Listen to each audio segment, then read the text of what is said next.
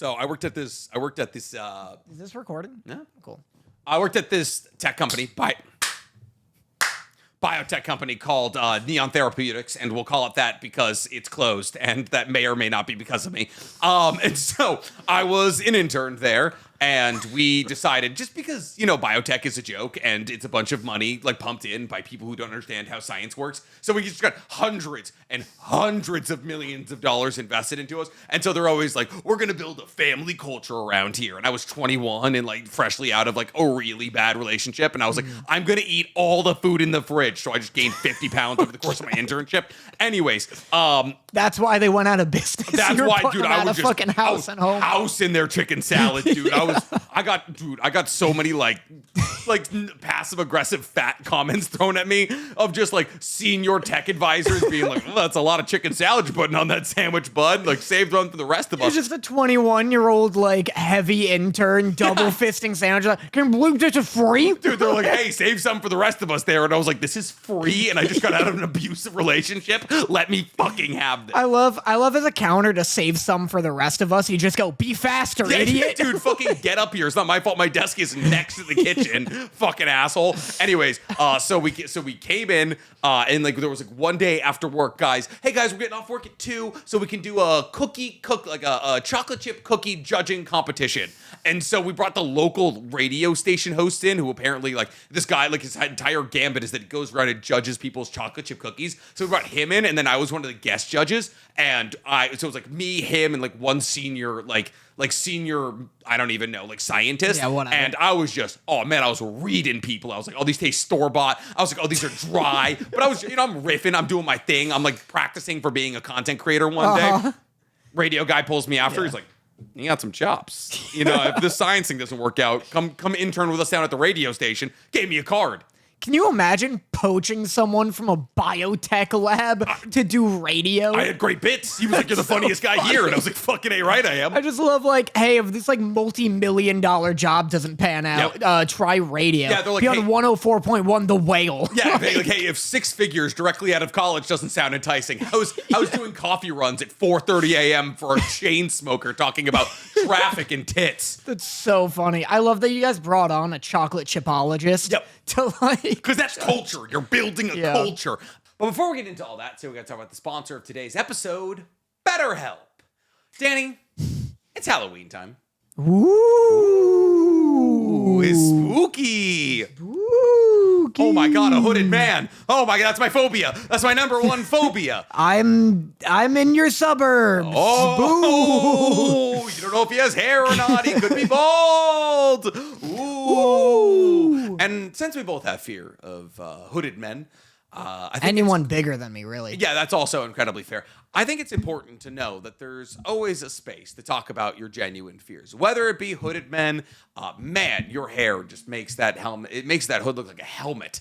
You look like Megamind. I look ready to, like, scare someone with contrary thoughts out of a church in the 1500s. Oh man, you be nailing, like, updated Christianity rules to a door, baby. I'd be like, the new Christianity patch just dropped, everyone. Hear ye. Hear ye.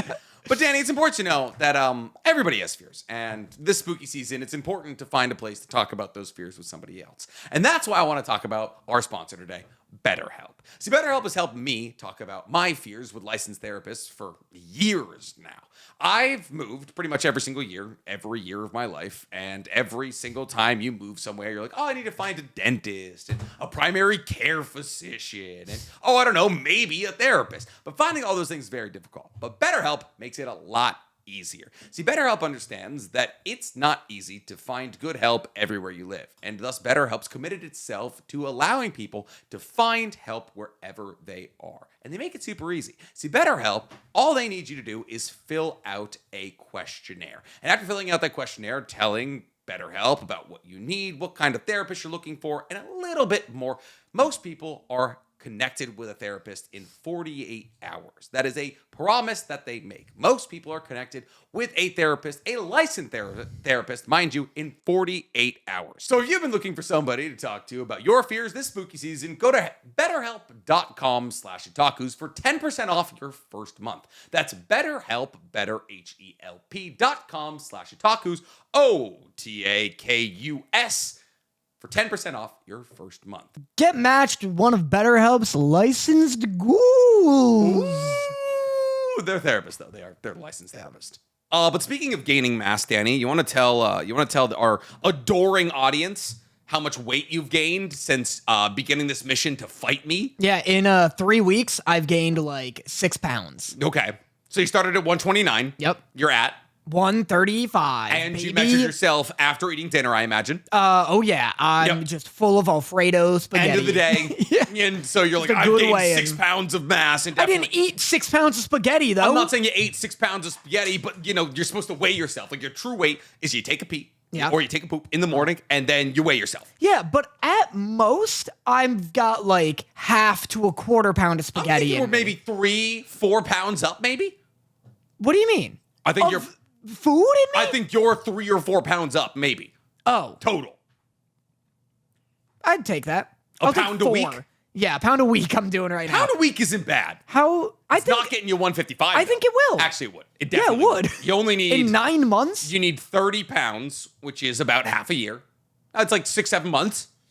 You're not doing. I'll have weight to spare. I'm telling you right now, it's not muscle, Danny. So You're not doing a pound of muscle a week. you're fucking wrong. Man, if we just find out you have like fucking Lee Priest genetics and you're just like getting shredded over the course of the next couple of months, I'm gonna be real grumpy. Dude, I'm like getting big. Danny, I'm feeling big. I have one thing going for me in this relationship, and it's that I'm larger than you, all right? That's it. Dude, I'm legitimately like the biggest I've been in my entire life. It's only been 3 weeks, but I'm getting pretty swole. This is like hard. Yeah. Sometimes by default. My muscles, that is, for audio only listeners. This right here is like, please, Danny, no. Yeah, I'm hot on this. We are now a baby. Patreon-only podcast. Yeah.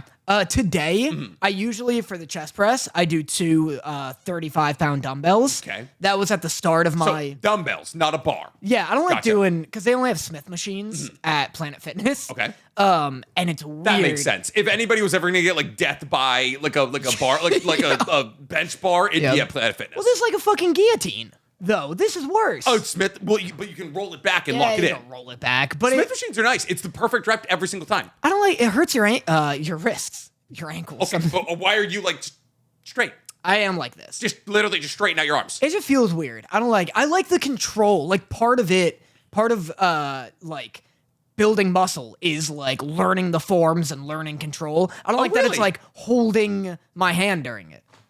The Smith machine? Yeah, Smith machine. You're on I rails. guess like a lot of people who like are genuine bodybuilders, like Sam Silic is like the bodybuilding influencer. He uses Smith machine all the time. I mean, I'm not saying it's an inferior way. Just I prefer the dumbbells more. Gotcha. So you're doing 70 pounds. Well, I was at the beginning of my 3 weeks. Okay. And then today, I was able to finish out my sets with 45. All right. Getting strong. So my chest workout is 75 pounds, and then I go to 65 pounds, and then I go to 55 pounds. So what was mine? 45? Yep. Twice, though. Yeah. 2 45s. Like, what do you mean? That's 90. Like a 45 in each. Yeah. Yeah, in each Mine's hand. 75 in each hand. I disagree. I will show you. I don't believe you. Well, go do. I did it earlier today. I do it for 8 reps, and then I drop down to 65 a hand, 8 reps, then 55, 8 reps. Listen, well, I have 9 months. Yep.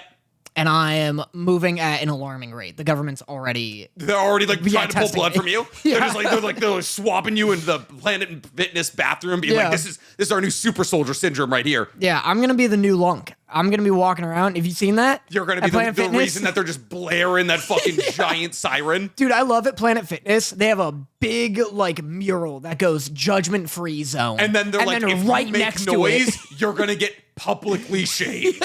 Right next to is the definition of the lunk alarm, Yep. which for anyone who doesn't know, Planet Fitness has an actual for real siren you can press if someone is being a quote unquote lunk. If you like drop your weights at Planet Fitness, they will play a siren and everybody will just stare at you. Yeah, it's and you're like, encouraged. wow, not feeling judgment free right now. Yeah, it's really judgmental. Yeah. No other gym on earth has like a caste Has system. a built-in shame alarm. Yeah, I know. And they're like, oh, I wonder why. It's also like Planet Fitness is crazy. I know the people who founded it. They used to live in my town. Me too. Mike Katz. That's what? Mike Katz and his father. Ah. Yeah. Yes.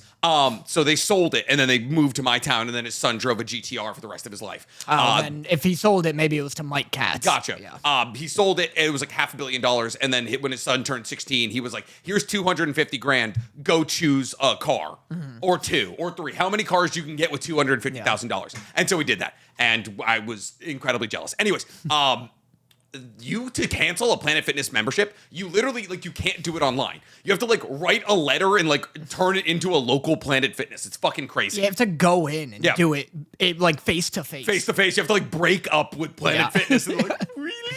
Yeah. We want to leave me. It's like, yeah, I do actually want to leave you. Outside of that, there's also, I want to talk about, oh man, I have so many things I want to talk about. Yeah. I have so many things. I got shot in the dick a couple of days ago. What are you talking about? I went paintballing yesterday. Yeah. First time in my life. And I was like, I should be wearing a cup. And I was like, I probably won't get shot in the dick. Got shot directly in the tip of my penis with a paintball. I have never buckled faster. But at the same time, I literally, it felt like my dick was gone. It's like my penis. I felt like fucking Okarun. I was like, my dick is gone. Grandma stole it. It was one of my buddy's birthday. We went 10 people down to this place called Hollywood Sports in OC. And wow, do paintballs hurt? People never tell you that. People never say how bad paintballs hurt. No. They fucking hurt a lot, especially to the tip of your dick. But at the same time, as I was buckled over with the tip of my dick basically gone, I was like, wow, what a blessing. Because a centimeter to either direction, it would have got me in the balls. And I genuinely think that could be real damage. Yeah. Taking a paintball to the balls is actual damage. Yeah. Have you ever, anytime I've gotten hit in the crotch, there's always that delayed bit of hope where I'll get hit and it doesn't feel like anything. This is the one that doesn't do it. I'm superhuman. Yeah, I'm like, maybe everyone's just being dramatic. Milliseconds later, I'm like, I'll never have kids again. I might throw up. I'm gonna throw up right now. Yeah. It's so bad. So yeah, that was the worst one. I shot a girl in the face accidentally. She poked her head over cover and I was trying to shoot suppressing fire and she just popped up straight in the temple. It's tough having video game training because you are trained when a head pops up just to aim for the head. And boy, oh boy, I was clicking heads. I was clicking heads, dude. The thing is, you're wearing a mask, and technically the best place to be shot is the mask. Yeah. Because that's the only place that doesn't hurt. But yeah, I got a big old welt on my back. Yeah. Yeah, but it was fun. We saw these guys who were professional speedballers, and they were taking it way too seriously. There was also a bunch of dudes just cosplaying being in the army, just full military fatigues, wearing tactical vests, and I was like, that's fucking hilarious. I got a buddy who's real into airsoft. His dream, I met him in film school. We did film together. His new current dream is to just own an airsoft field, and manage and run it. Yeah. And he airsoft people are also just military cosplayers. Absolutely. And all their guns, it's just real gun attachments, but it shoots a pellet. Exactly. And they're just oh yeah, this is augmented with triple the suppressed gas and it shoots at 800 feet per second. It's fucking crazy. People come in with LMGs. Yeah. Real mounted turret. Do you know how many BBs you can fit in a fucking LMG drone? It's 10,000 BBs. Yeah.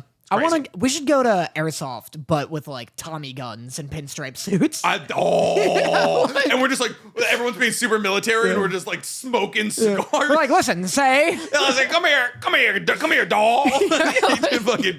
That'd be sick. Be awesome. Go hammered on fucking absinthe. And then my last one is gay balloons. Yeah. They're trying to make the balloons gay. Yeah, Bloons is gay. Too gay to play. Do you want to unpack that? Yeah, so I found Everyone's talking about pay to win. What about gay to play? Listen, I think that's the more controversial pipeline. Yeah, gay to play. Listen, you have to be. To beat this game, or at least to get a leg up in this game, Gotta kiss a boy. Gotta be gay. Yep. You gotta be gay. Transformers? What happened to male formers? Dude, huh? it's not Adam and Eve. It's Optimus and B. B. That's what it is. Those are two male robots, though. Yeah. It's Optimus you're right. and RC?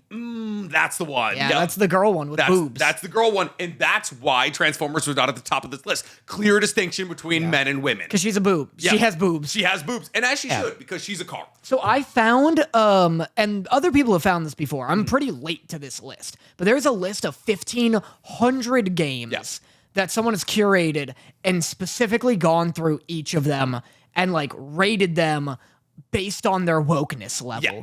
And they will like in this spreadsheet label what bits of it are woke wrong. specifically. Yeah. My thing is, does that mean they played 1,500 games? That's the most impressive bit. Right? Because I've played maybe at most probably 200 games. I was gonna also spitball 200. Yeah.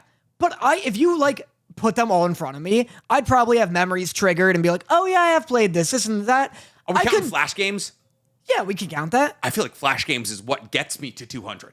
Yeah. I feel like I definitely haven't played 200 console games. I have, first off, Blockbuster like ruined my life.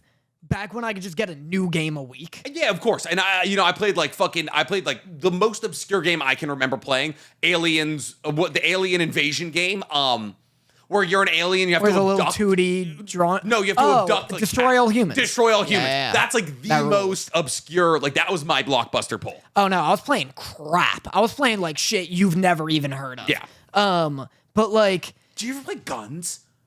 Guns. Gunz Guns. It was an Sounds online. so familiar. Dude, it was like you would wall run, you would like akimbo. It was like crazy fucking hard. This looks sick. It's dude, Guns the Duel. Yeah, dude, Guns was I just triggered there's gonna be at least 3 people watching or listening to this right now that are gonna go re-download Guns right now because this game was like my entire childhood. This looks sick. Dude, This looks Guns absolutely was dope. sick. Do you ever play Wet? No. It's like has this vibe where it's like just a hot girl with guns. Hell like, yeah, dude. And she's wet, but also she's wet with blood. But, she's a serial killer. She gets off on this. But so there's this list, 1,500 games. Yeah, if you put like the list of all the games I've actually played in my life, I'd probably have triggered memories of all of them. Yeah.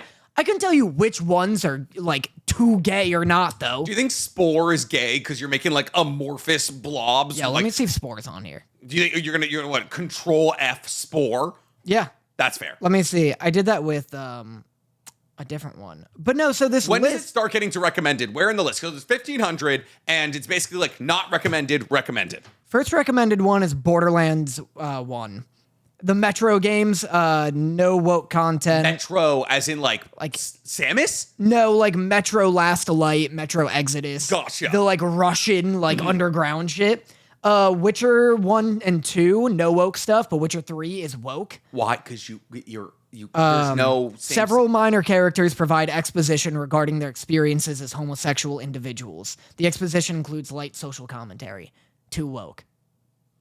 I don't even. See what's crazy. All right, here's what's crazy about that. Yeah. They had to play the entire fucking game to find that's not character creation because you don't create Geralt. That's literally playing the entirety of Witcher 3, trying to find moments where there's like gay or not.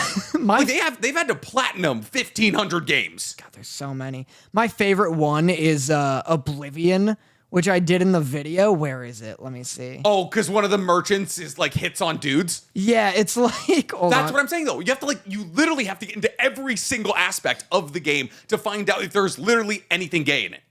God, it's too hard to find. But yeah, it's like for Elder Scrolls Oblivion, it's literally like, oh wait, Do you think there's actually people who use this list?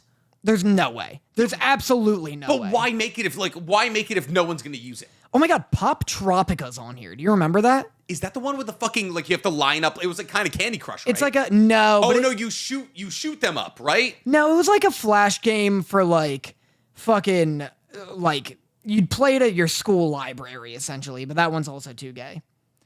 Why? Because you can use multiple colors. Yeah, there's like because of rainbows in a sky every now and then. Oh! Yeah. Oh my god, dude, I forgot about this. Holy shit.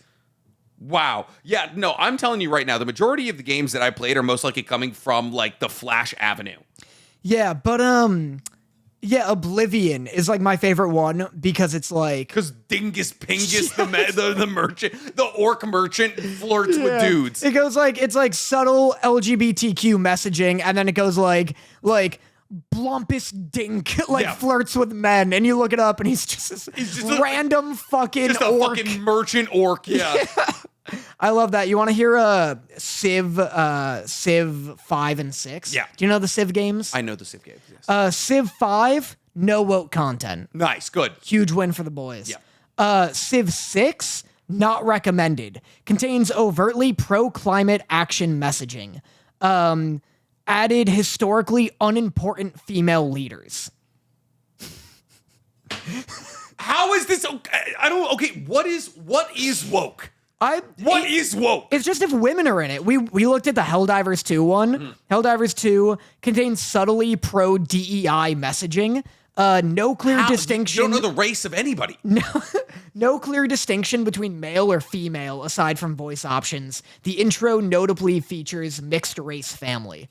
So it's just racism. It's just racism, and if women are in it. Yeah. That's woke. That's fucking crazy. 1,500 games listed on here. I honestly think maybe, and look, listen, if they're getting paid to do this, honestly, hats off to them because they're just gaming to see if there's gay men in the game. Nice. Thanks. I'm learning. I'm learning. I'm surprised a game considering gays in the word. Yeah, I know it's dangerously close. Yeah. Portal 2 is also not recommended. But okay, in your video, you don't show why Bloons Tower Defense 6 is fucking top 3 not recommended. Yeah, Bloons Tower Defense 6 is the first one. The first one. Yeah, if you don't include like the title of the spreadsheet. It's the first one listed. Gayest game in history. It's the first listed. Contains overtly pro LGBTQ messaging. How? There's a pride. Where? There is a pride flag item available in the trophy store with a pro-pride message, and Psy is referred to using they them pronouns. Based, Psy's the best hero. Yo, Psy is the best hero. He makes it too gay. Dude. Get him out, and this game's playable for everybody. Okay, but Psy's so fucking good. Psy's good. It's Psy and the drone guy. Those are the 2 best heroes. Yeah. I got Psy because they were super. Now I know Psy's correct pronouns. Hell yeah. That's the thing. I never would have known Psy's pronouns. Who's reading the descriptions? They have to read the descriptions on every fucking hero. It's that or they're just like trolling Reddit pages. But that seems like more effort than playing the fucking game. Yeah. That's crazy. Isn't that nuts? That's the thing, too. I was showing Sarah, and I was blown away, and I was like, this guy's got to monetize this. Yeah. He's putting in all this work for free? Yeah, that's my thing. That's insane. That's a full-time job. Yeah. Cataloging the entirety of like every game of all time to tell the 3 dads, to tell the 3 idiot dads who are reading a fucking Excel sheet to see if their kids can play a game. I love Counter-Strike 2 is really funny, too, because it's literally just like features like female skins, including female Navy SEALs and Marines. And it's like, yeah, we have those. Those are things that exist, brother. That's crazy, dude. Wow. I love it. I'm going to keep up with it. I'm going to see if he updates it. I think we should kill that guy. I do. Like, I think like maybe we should get ahead of it, but like I do respect it. Yeah. If like I got news tomorrow that he was killed, I'd be like, net positive. That's for the best. Net positive. That's how I felt about like the Menendez brother like content I've been recently like watching. They're like, oh yeah, his dad was like a rapist and all this, and I was like, yeah, well, yeah, for the best. Yeah, it's for the best. You know, if I can put him down, but like that's crazy. But did you consider maybe the parents wouldn't have abused those kids if they didn't kill them? Time is a flat circle. Yeah. Gotcha. You know what I mean? Yeah. Because they knew in the future. Yeah. We're just doing AOT now. Yeah.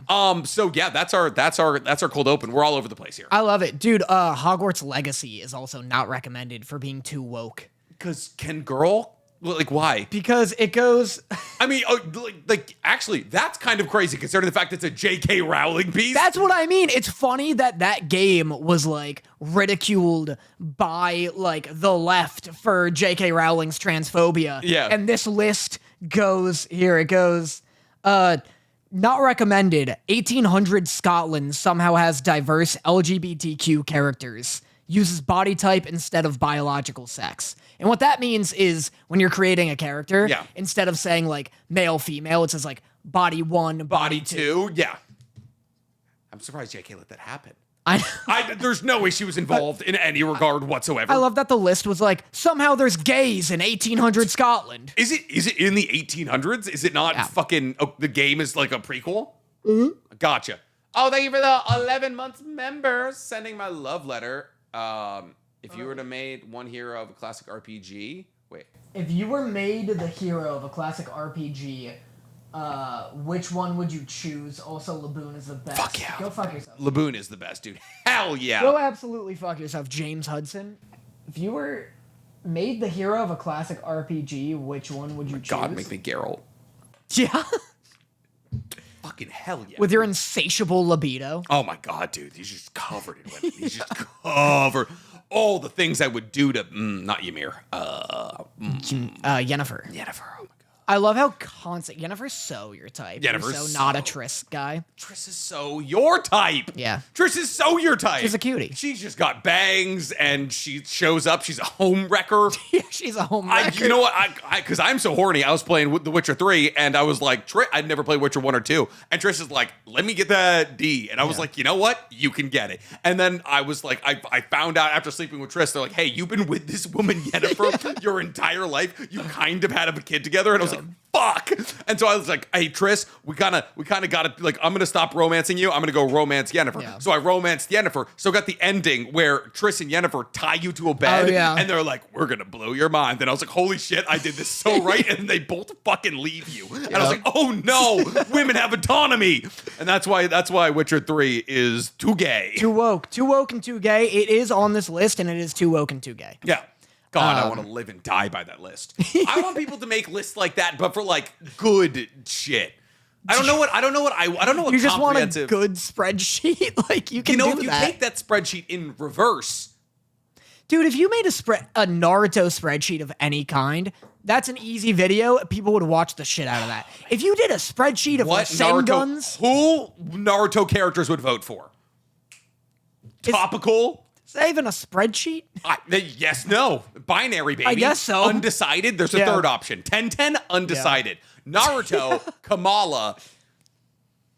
I'm trying to think of who would vote for Trump. Choji. No, he's got a black wife. Fuck. Choji would because he has a black wife. He'd be like, I'm not racist. Karui could be like a black Republican. Fuck, who would vote for Trump in the Naruto world? I bet Tsunade's Republican as hell. Ooh, that's a good fucking poll. Tsunade's Republican as hell. Because here's the thing. Everyone's like, oh, the idea of Tsunade sounds great. But she's just a 75-year-old woman who likes to drink and like... Gamble. Like that's a Vegas local. Yeah, Tsunade is a fucking Vegas strip crawler. Yeah. Oh, that means Jiraiya would vote for Trump as well. I was just thinking Jiraiya would absolutely vote for Trump. I'm trying to think of but he's a financial Republican. I bet he's rich as hell. My guy's voting for Trump. My guy is 100%. No. My guy's a big pull yourself by your bootstraps kind of dude. Rock Lee's Republican too. Fuck, you might be right. You might also bad haircuts. And Republicans have terrible haircuts. Notoriously. Oh man, this is great. I feel like we're just saying all the old people, but Kakashi votes for Kamala. Yeah. That's agreed. Kakashi's woke as hell. Well, he's just got a huge dick, you know? Yeah. That's canon. I'm literally looking at it right now. Yeah. I feel like most of the Konoha... Shino votes for Trump. No, he doesn't. He's a teacher now. No, he defo. That's a Kamala. They got teachers in the South. Of course they have teachers in the South, but Shino's he's nice. He likes bugs. He likes the environment. He likes the environment. That's the thing. He's a big bug guy. Kiba? I was thinking Kiba's an undecided. He's too stupid to get to the polls. Kiba likes animals? No, Kiba's like a white centrist. He's like, I don't choose either side, man. Yeah. But he's like, okay, cool. You know what? So is Shikamaru. Shikamaru doesn't vote. He's too smart. He thinks he's above it. Yeah, that's what he is. He thinks he's above it. Yeah, he's like, I'm a centrist. Kamala. Kamala. Konkoro, though, Trump. Really? Yeah. Tamari? No, Tamari's like an artsy, she's in your face liberal. Yeah, no, like Tamari drives a fucking Subaru, and she'll let you know about it. Tamari'd be a witch if she were. Oh my God, would Tamari be a witch in this? Tamari would be like the first question she would ask you is, "What's your sign?" Is Hinata a quiet, like stays out of politics, no voter, but leans Republican? You're absolutely right. Hinata is like Hinata will say some like low key racist shit and be like, I don't know, like I don't want to talk about it. You know? Hinata will be like, why do we have to bring politics into it? Let's not be the R word right now. Fuck, that's That's so good. Hinata. That makes me rethink on Naruto though, because Naruto could be like boyish charm Republican, like your stockbroker extrovert, but like also like voting Republican, so nobody touches, like he doesn't get hit with a 44% tax like thing or something. Fuck. Is the Uzumaki household Republican? It might be. I think Naruto's probably liberal, but he's like, Hinata's like not voting, and yeah, she like says the N-word when a rap comes on. But like, Hinata doesn't censor herself. but She can see in the Byakugan. She knows people are close enough to say the N-word. She's not hurting anyone. Neji's also Republican. Oh, hands Neji's down. Republican as fuck, dude. I thought Neji wants the the whole wall. Hyuga family. There's literally a caste system. Yeah. That being said, though, Neji does die for Hinata. I feel like there's definitely like the side family is definitely like fuck them to the main branch. Whole main branch family Republican as hell. They're MAGA. That's the MAGA centrist. Who's liberal now? Because I feel like we've dubbed most of the Naruto cast as Republican. Democratic. Yeah. For sure liberal. What's Sasuke? I think Sneaky Sasuke's liberal, yeah. Sneaky liberal. Because Sasuke, if he didn't turn evil, he's like a poetry guy. He's like a good, cool dude. He's kind of an anarchist, if we're being real. Yeah, he's an anarchist. Who else is in the show? We got Gaara's group. Ino's also like, Ino's Hinata but louder about it. You know? Ino's definitely saying the N-word. You know what it rap. is? Yeah, absolutely. You know who Hinata is? Hinata's like the Hakutua girl. Yeah. You know, it's like, oh, you like a cute outside demeanor, but you were raised in Tennessee. You know, Hinata's like won't talk about politics and like she's cute and bubbly, but like you don't want to hear her views. Yeah. Ino's like she'll let you know, but you're like, fuck, you're so hot. You're like, oh, you're so hot. She'll let you know, Ino. Who was that fucking woman, Tommy Lauren or whatever?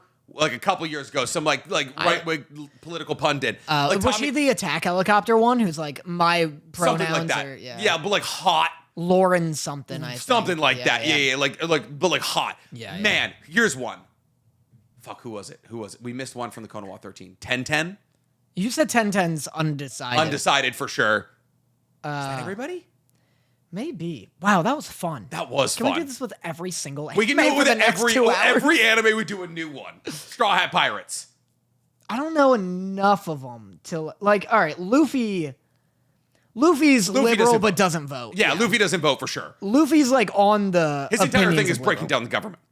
Sanji's Republican as hell. Sanji's absolute. No, Sanji's grab him by the pussy. No, like, Sanji's a libertarian, because like the entire base of libertarianism is like, we gotta lower the age of consent immediately. They're like, we don't need these laws. I need my child bride. Yeah. So yeah, Sanji Republican, Zoro Republican. Like he's a Zoro. You put Zoro in the real world, he's going to NASCAR races. Yeah, dude, his entire thing is booze. His entire thing is booze. It's booze and weapons. That's literally it. It's booze and weapons. All right, I think Nami and Robin are both liberal. Yeah, she's in. The one's a. No, they both are. They're both like big outside girls. Yeah. Nami's a fucking archaeologist. Yeah, Nami's like going to like Egypt like 3 months out of the year and being like she's like understands the world. Yeah. She's like she's got like the fucking plane emoji in her Instagram bio. Frankie, Republican. So like the most Republican guy. Yeah. Rook, Democratic for sure. Isn't Frankie just a beer fridge? Kind of, yeah. That's literally what he is. He's the only, like, according to Oda, the only American on the crew. Nice. Yeah. Oh, did you hear? Jinbei, Republican. I buy that. It's so hardcore Republican. Did you hear Frankie's voice actor is not doing well still? Patrick Seitz? Yeah, doing worse. No, the Japanese one. Oh, no. Because they, I think, held off on the show for a bit because of his failing health. And now it's failing even harder. Oh, no. Yeah, it's a little bit of news. Okay, but they're on a 6-month hiatus. Well, yeah, now, yeah. Okay, so he's got 6 months to either die or turn it around here. So. Just teach Patrick Seitz Japanese. Yeah. That motherfucker's been edging. That man, give everything to Patrick Seitz. All right, speaking of Patrick Seitz, let's start with Uzumaki here. Okay. Wow. Season finale of Uzumaki. Season finale. Yep. This was the silliest episode. This show it holds a special place in my heart. Yeah. Because it is the dumbest story ever told, but at the same time, wow, was it fun. This one's super silly. Should we talk about briefly, like, just Uzumaki as a whole, what we felt of it? Because we are just talking about the end right now. Mm-hmm. So 4 episodes. Yeah. I think all of the episodes were around a half hour long, so about 2 hours of content. Yeah. Everyone's going to talk about the fact that episode 1 super well animated, super crisp. Not so like there's a couple of moments where the CG like pokes through, but like besides that, you're like, oh my god, this is exactly how Junji Ito's like most important and most famous story should be like brought to the animated medium. Yeah. And then episode 2, 3, and 4 did it look great. And I feel like unfortunately that's going to be what everyone talks about in regards to this adaptation. Yeah, and they should be talking about just how fucking silly it gets. It's like the genuine takeaway from this, because there's a lot of people who definitely didn't read Uzumaki or now interacting it like with the first time that are going to be like, oh wow, this is stupid. And that's what we need to talk about, because it's a dumb story. Yeah. I was blown away, pun intended, by this episode. Yeah. In terms of just like when the fucking dragonfly boys show just out of nowhere. They're just in tornadoes. Out of like, just the video, the episodes opens and like, oh, by the way, the entire town is gone because a couple of guys called the Butterfly Gang can turn themselves into fucking Avatar Aang. Yeah, that was awesome. They roll up and they go, where is it? He goes, we're not the Butterfly Gang anymore. We're the Dragonfly Gang. We're the Jumbo Dragonfly. We're the carnivorous Jumbo Dragonfly Gang. Yeah, a dude goes, we're Jumbo Dragonflies, not little dragonflies. Yeah. What's happening? That's playground rules, baby. That's when somebody like you thought of a really cool nickname, and then somebody was like, "That's gay." When you were a kid, you're like, "Fuck, we gotta make it cooler." You're like, "Oh no, butterflies are gay." Damn it. Dragonflies. Dragonflies have double the amount of wings. Yeah, it's like, is that cool? Jimmy is like, oh, a tornado took him. Dude, tornadoes. Why'd you move so fast, Jimmy? Tornadoes just taking people. There are left, people, right, and center. People are just having a conversation like in a group. A tornado just plucks a single dude out of it. And they're like, oh, it got him. And then they just move on. And I love the fact that they just lay down and they're like, that was enough to avoid the tornado. Dude, there was a bit, so the Butterfly Gang rolls up in tornadoes. Yeah. Like they're just riding them. And a kid's like, hey, that's pretty cool. And the girl's like, don't go imitating that. And I'm like, why not? That's objectively cool. Yeah, like, you know how many people have died trying to imitate them? And I was like, yeah, I would have been one of them. Are you kidding me? Hey, you know how many people turned into fucking snails this month? So snail heavy this episode. so snail heavy. And it's like, listen, if I have to go out either being like Avatar Aang for a week or turn into a snail that gets eaten raw by a dude slithering his way into my shell, I'm taking the tornado. Dude, that was awesome. That was so funny. It's great. I love when he's like, do you know some bugs eat snails like this? And he just slithers in. And he's just like cracking his spine to get in. This is such... It's the dumbest story ever told. Like when you're reading it, you're like, it's like spooky because you like dim the lights a little bit, and like you can do the voices in your own head. And it's a book, so it can't be like a book. Like can be kind of silly, but it's like the art's really good. It sucks you in. But this, it's like between the mix of bad CGI and just like the voice acting, which was good, but like just like hearing voice acting talk about like we're gonna eat the snail person. Like there's no way to seriously deliver the lines of Uzumaki. Yeah. Like did you know that some bugs eat the snails like this, and just like hearing a spine crack, and you're like, this is dumb. There's a bit where they take their snail friend to a cliff. Yeah. And the girl's like, her snail little brother. And she's like, go get him. Go little brother, go down the cliff. Yeah, she's like, do you think you could climb down there? And the subtitles go, snail noises. And she goes, you got it. Yeah, she's like, he's a big snail with hair. And then like, if you don't go, I'll hit you. Hey man, they're eating them back there. That's not a big enough threat. It's so fun. I just love like, do you think you could climb down there? You got it. Got it? It's like, I've been spending weeks with snail people. I've picked up the dialect. It's so funny. Yeah. I also love that they're like people are like eating the snails. And I think it's like Shuichi and Kirie are like, don't eat those. Those used to be humans. And they're like, what? And it's like, you think these 6-foot-tall snails weren't humans? They're like, what do you mean? And they're just, shut. Would you eat a snail person? I want to eat a not snail person.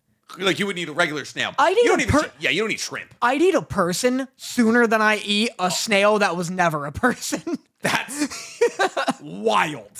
That's just how I feel. If I was like, hey, here's a freshly flambéed human arm or a plate of escargot, you would go for the freshly flambéed arm? 100% in that context, 100%. But I'm not going to go down to Kohl's. I'm not going to go down to Men's Warehouse, harpoon a dude behind the cash register. Why are you getting retail workers? You're like, your life's not worth living anyways. All right. Well, you're making me out to seem like some kind of big monster. I'm saying if I'm like on an island, a man dies and a snail dies. I'm eating the man first. That's wild. Why is that I'm wild? cracking into a snail. Dude, they made it sound so good. They were taking handfuls of that shit. I feel like I've always wanted to try like a clam, like a mussel. I feel like it's maybe like that, but a mussel seems tastier to me. Have you ever had a scallop? No. What from the sea have you eaten? Turtle? No, wrong answer. Joking. Harbor seal? Yeah, baby seals. Yeah, remember when me and Sarah went on that wine tour? I took one with me. Yeah, it's like, what have I eaten from the ocean? Like turtle, shark fin soup, dolphin. There was that humpback whale we had. That was really good. No, I've had clam chowder. Okay. Love a clam chowder. Gotcha. Oh man. So you've eaten basically mussels. Yeah, but in chowder. So I've had clam chowder. Fish sticks, which I believe is porpoise. Pretty sure that's like a mix of sea urchin and baby dolphin. Yes. Fish sticks, crab, but only like years ago. I remember kind of liking crab. Okay. It's pretty good. The one where it's like red, you know what I mean? Crab is red, most of it, cool. yeah. Did you eat imitation crab or regular crab? I have no idea. Too long ago, gotcha. I tried lobster at my dad's wedding. Because he was having a real nice Italian. It was like, hey, you're not going to embarrass me not eating my lobster. Did I ever tell you about my dad's wedding? No, well, let's get into the trauma. It's so quick. This is going to be great. Was there ladles? My dad's second wedding. Yep. Not to your mom. Not to my mom. Yep. To not mom, whose name, I'll call her Gail because that's her name. That's her name, yeah. And at his wedding, it was in Gail's backyard, he gave everybody shirts. Now that's class. It was in Auntie Gail's backyard. He gave everybody t-shirts that say, time to eat a Motta lobster. And I think I've seen you wear this before. I have the shirt. It says, time to eat a Motta lobster. They did the ceremony where they get married. And then my dad was the first one out of his suit into the shirt. And I have a photo. Just cracking it. I have a photo. Just ripping through with his teeth. I have a photo of all of these people in suits, like dancing, like around. My dad's the only one at the table, sucking on a lobster like it's a crawdad. He's like, no wonder we're on marriage number 2. Fuck. I like the idea that your dad just got remarried for like as like a way to like skew spending $600 on lobster. It's like, back up the whole tank. I'm taking them all. So that's when I had lobster. I don't remember it very well. I'd have lobster though again. And that's it. I don't eat a lot from the fish. I don't like salmon. I like tuna. Question for you. Go. If you had to choose between the mushroom placentas or human snail, what are you eating? What are you talking The about? mushroom placentas or the human snails. What are you eating? From the last episode. Yep. Human snail. Okay. I don't like mushrooms. That's the right choice. Yeah. That being said, they made them both sound pretty good. Can I cook them? Can I put it in a dish? You can absolutely serve them whatever way you want. Because I'll eat a gravy, you know? Like a mushroom gravy. Oh, you put that over a nice piece of beefsteak. Yeah. A nice little piece of beefsteak. Yeah. You give me a gravy? Yeah. Time to eat a lot of mobster. I think it's that one. I think it's the mushroom in a gravy beefsteak. Why didn't they do a lot of mobster? Time to eat a lot of mobster. You're not eating. No, because it's but they a Motta, like, you're not eating mobsters. But you switch the letters. It's time to eat a lot of mobster. No, but it's... Oh, I guess, but then it's because that's like I'm eating. It's L for both. Yeah. Time to eat. Yeah. Multiple mobsters. My name's not in it. I know. Fuck. God damn it. God, you're right. Multiple mobsters. They're smarter than me. I love my notes are so all over the place on this one. I said Tanizaki is a better carpenter than Jesus. That was one. I love the idea that they're just walking through. There's like, how long have you guys been gone? And like Tanizaki's just been building for years, eating snail people. And he's like, yeah, the guys inside are helping me. Yeah. Like Tanizaki, honestly, I think, is he the only person who survives? I think so. I think he might be. Yeah. And it's Patrick Seitz. Yeah. Patrick Seitz is the only person who survives Uzumaki. This is a bad town. It's a bad story. It's If we're being 100% real, Dude, it's a bad story. I saw a video that was like Junji Ito like reacts to like Uzumaki memes. Yeah. And nobody explained them to him. He was like, who's this cat? It was so funny. He's like, right here is a cat, and he says he's saying skibbity, and then right here, that one's. He's just identifying the moments from his stories. Yeah. He's like, this is that's from Uzumaki, and this cat looks upset. I hope the cat's okay. Yeah. And then like nobody's like, no, please. Yeah. Junji Ito, legendary mangaka who we're trying to use for a bit here. Like, sit him down. It's so not content. Yeah, like literally take 30 seconds to explain the thing. Oh God. My next note was stop cremating people, and then the falling animation of Shuichi when it was just a PNG, they dragged down the spiral. Yeah. So bad. Yeah. Oh God. It's like invincible flying. I'm gonna miss this. Yeah. I'm gonna miss this fucking story. I'm so relieved it's over. Dude, this has been my favorite thing to watch every single week. Really? Because here's the thing. It's bad funny. Yeah. Like, it's like, Uzumaki is not scary. It's not a good story, but it's so silly, it's fun. It works better for horror, it works better in a manga. Yeah. For like goofy, silly Halloween comedy. Yeah. Like a Ginger Dead Man. It's or fucking, Chucky. it's Goosebumps. It's Goosebumps. Yeah. Like, it's better in anime form. But in the manga, I agree that it's like, you turn the page and it's like one of the most horrific looking things you've ever seen. Yeah. And there's no silly voice acting or music to like ruin that. So it's a series of like horrific images. It works as a horror manga. Yeah. But he really runs out of concepts towards the end. When he's just making airbenders, like when they open up the door, when they open up the row house doors and everybody just like, they Gale style everyone away. Yeah. Like, it's crazy. How did you get chosen for these abilities? It's really funny. So as a whole package, how do you rate it? The entirety of Uzumaki. Okay, if I'm being real, based off the animation, based off the fact that the story is nonsensical, it's like a 6.5. What's like the vibe you want to be my in? genuine 1 to 10 enjoyment level? Yeah. 8.6, 8.7. It was so much fun. It was a great 4 weeks. Yeah. I'm so happy it happened. I wish it was animated better, but also it being animated poorly kind of added to Yeah. it. If I'm being entirely real, like, because it was never gonna be this super serious, crazy, scary adaptation. So it being kind of goofy and just seeing people like choppily walk, like they're like AI generated walking images, kind of adds to like this is enjoyable to watch factor. Yeah, I agree. I mean, I have the same opinions about the manga that I do the anime, where it starts really strong and like What's the Hayao Miyazaki wall of Uzumaki?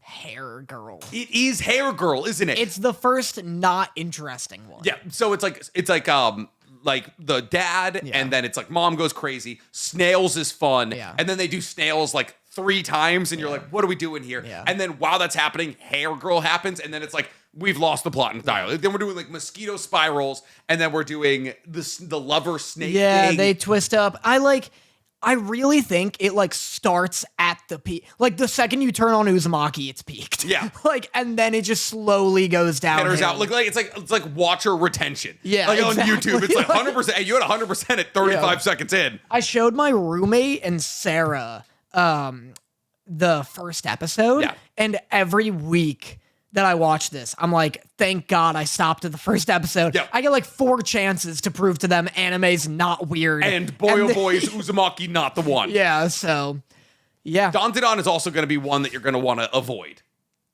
Agreed. I'm embarrassed to send that to my editor every week. Dude, it is. I've been rereading them. So actually, before we do that, should we close out on Uzumaki? You want to give me your final ranking on it here? Same thing, like, objectively, like a 6, but if you're going into it being like the way I pitched it to my roommates, where I'm like, this is a great like Halloween horror thing, 6 to 5. Yeah.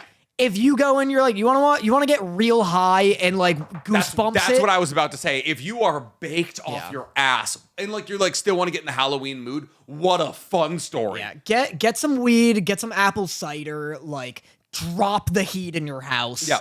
Get under a blanket. Like I'm like genuinely, I would consider on Halloween wrangling up my roommates, being like, this 2 hours, let's all get really high on edibles and watch this. Because you're just going to giggle. Because it's just like, objectively, it's funny. It is funny. Like, them running with, what was like, Chie, or in the last episode, they're like running with their friend, and they're like, there's an opening in the row houses, and then they just watch their friend die, and they're like, whoops, keep going. Like, you just watch your friend get absorbed into an amorphous group of people living in a spiral of houses. The attitude of the whole show is just whoops. And that's the funniest bit about it. It's just death. It's just rampant death and two children being like, keep it rolling. Yeah. And then at the end, they're just like, that was exhausting. It's like the first time either of them is human when they're laying at the bottom of what is the entire ground is just spiraled humans. And they're like, you know what? Whatever. It's like, I love when they open the door of that shack and the guy's like, there's so many of us and we've tangled so much, we can't untangle. Yep. And it's like, fucking stop. The second one person gets tangled, stop moving. Get out. Get out. Like, they're like, oh, you can't move fast outside. You should never become a human rat king. I'm not taking my chances like with like melding into each other. If like all I have to do to avoid it is walk slowly outside, I'm good. Wow. A tour de force. Yeah. Fantastic. You know what? Go watch it. It's great. It's great. It's my favorite thing of the season. Anime's bad this year. Fucking go enjoy genuinely, just go enjoy yourself. Because it's one of the more enjoyable watches of this year. If you just want to be like, wow, anime's fun, boy, oh boy, is this it? Because everything else is bad. Nick's lost his faith in anime. I've lost my faith in anime. I fucking hate anime. All right, let's talk about Dawn to Dawn. Okay. What, this episode 3. Yeah. What happens this episode? So this episode is all about, it's like the introduction of Seiko Ayase. Yeah. The grandmother who nobody knows the age of. Yeah. It's Momo's grandmother. It's basically a setup episode for Momo and Okarun to battle against Turbo Granny. Yeah. And it's fun. I mean, like, you know, it does a good job of building out the lore of the universe. It's like, oh, you know, I like that they go like a little bit into the explanation of like, hey, my powers work because I tap into the kami of this area. And like, she's like, so the goal is always to play the home games. She's like, never play an away game as a psychic because you lose your powers outside of your city. She has jurisdiction, which is weird. Imagine if she didn't. Yeah. Imagine if she was just powerful everywhere. That'd be broken. Like every other anime character ever. I guess, but like, that's not this universe, baby. We're getting realistic. Yeah. I love, so last week, you were like, you're gonna be a real hot grandma. She's not hot. Okay. But holy shit, like, stop shopping at Goodwill with your eyes closed. What do you mean? Her outfits are fucking insane. Her outfits are, she's always wearing like a waist belt and she's always got her hands in her like waist belt. And then she's wearing like the eye cover thing. That I don't fully understand either. She looks like in the scene where they're like, Ken has to like go to the bathroom. She's dressed like a white trash Orochimaru. She kind of is. Yeah. Like, you need, like, the more you spend time with Seiko Ayase, you're just like, oh, this is a white trash woman. Like, absolutely. She's just pulling up, smoking cigarettes, drinking, hanging out, like, just being like, you fucking that boy? You fuck that boy in my house, I'm gonna beat your ass. Yeah, tab that. Also, simply put a bucket in the anti-granny room. Just give him a toilet. The easiest layup of all time, but then you wouldn't have your really fun 3-person race to the toilet for some reason that Seiko Ayase is involved in. Mm-hmm. Right? Like, everyone's just like, no, like, I've read the manga, I've watched the anime, I still to this day don't understand why they all race there. I don't get it. Just let the boy poop. Just let the boy poop. Yeah. Go on. No, you. I like her weapon. The baseball bat pencil thing? Yeah. Big doodle bob energy. How do you feel about the character designs in this story? Love Turbo Granny. Okay. His demon form, we've talked about, I feel like looks like Eustace from Courage the Cowardly Dog. I just cannot believe you don't like it. It's literally so sick. I never said that. I said I like it. I don't like it as much as Turbo Granny. That makes no sense to me. Turbo Granny's so cool. Yeah, but so is giant teeth. I guess that's all it is. I'm always gonna love giant teeth. I guess. That's what I'm always saying. The Titan that killed Aaron's mom, my favorite character in AOT. Yeah. Absolutely. Every other. Oh, what about Cart Titan though? Big teeth. That's a logical retort. Fat That's the teeth. kind of energy you need to bring into our anime debate boxing match. Yeah. That right there. Then I'm gonna be like, I have to kill him in the next round. Like, you shut me down like that, I'm gonna put your lights out. I'm not really starting to fight until I sense I'm losing the debate, honestly. If you hit me with some fucking gigabrain level fucking debate strategy, I'm putting you out of your misery. Oh no, yeah, the first two like boxing rounds, you're like really going soft. It's like a sparring match. I hit you with like a galaxy brain like move in the debate. I see the spark go in your eye, and then you're just wailing on me like an angry gorilla. Down. Yeah. Like, you're doing air combos. Yeah. Like, the character designs are all like fine so far. There's nothing like the grandma's cool enough. Love her weapon again. Sumo was fine. It's just Turbo. The Flatwoods monster. Flat. That's what the sumo is. The Flatwoods monster. Turbo Granny's the only like unique design so far. Yeah. So we talked about this briefly on the pod last week, and I want to talk about it again because I've been rereading the manga. If the idea of these girls being in a state of undress makes you uncomfortable, boy, oh boy, is this not going to be the anime for you. Oh, yeah? I forgot, like, how, because I reread through the entirety of Dawn. I started reading it like, a couple of years ago when it came out, and I haven't reread it since. And so, like, I'm probably stopped around chapter 100, and, like, so that's as far as I've gotten, which is far beyond what this season will cover. I just forgot how often, like, Momo and then another girl who's of similar age, Ira, show up, and they're just always, it's either, like, an upskirt shot, like, they're always wearing skirts, and then they're always flying around kicking, and then it's like, boom, panty shot. But then there's also just scenes where they're like, oh no, it's we're swimming, you can't wear your clothes, and then there's like time to strip. And it's like, if the idea of these girls being in a state of undress makes you uncomfortable, then it's not gonna be the anime for you. And I'm feeling weird about it. Yeah. I'm feeling weird about it because here I am Starting to weigh on you. Well, because here's the thing. I'm reading the manga, and there's so many good things about the manga. There's so many good things about the manga, Danny. Yeah. Like, it's funny. It's got a ton of character. The romance aspect between Okarun and Ken? and Okarun and Momo is really nice and touching. And then I'm just like, fuck. It's kind of like how people talk about Fire Force. They're like, oh, Fire Force is fantastic. I adore Fire Force. Yeah. And then it's just like, oh, we get fan service of Tamaki. And she's just like falling out of her clothes. And I'm like, oh, fuck, the POV switches. And like the manga is so beautifully drawn. And that it's just like 16-year-old in lingerie. And I'm like, oh, you're doing so good. Yeah, it's like if only this one aspect just wasn't in it, it'd be perfect. And that's why I don't think Dawn will ever, like, people are like, oh, Dawn's the next JJK. I don't think it will be.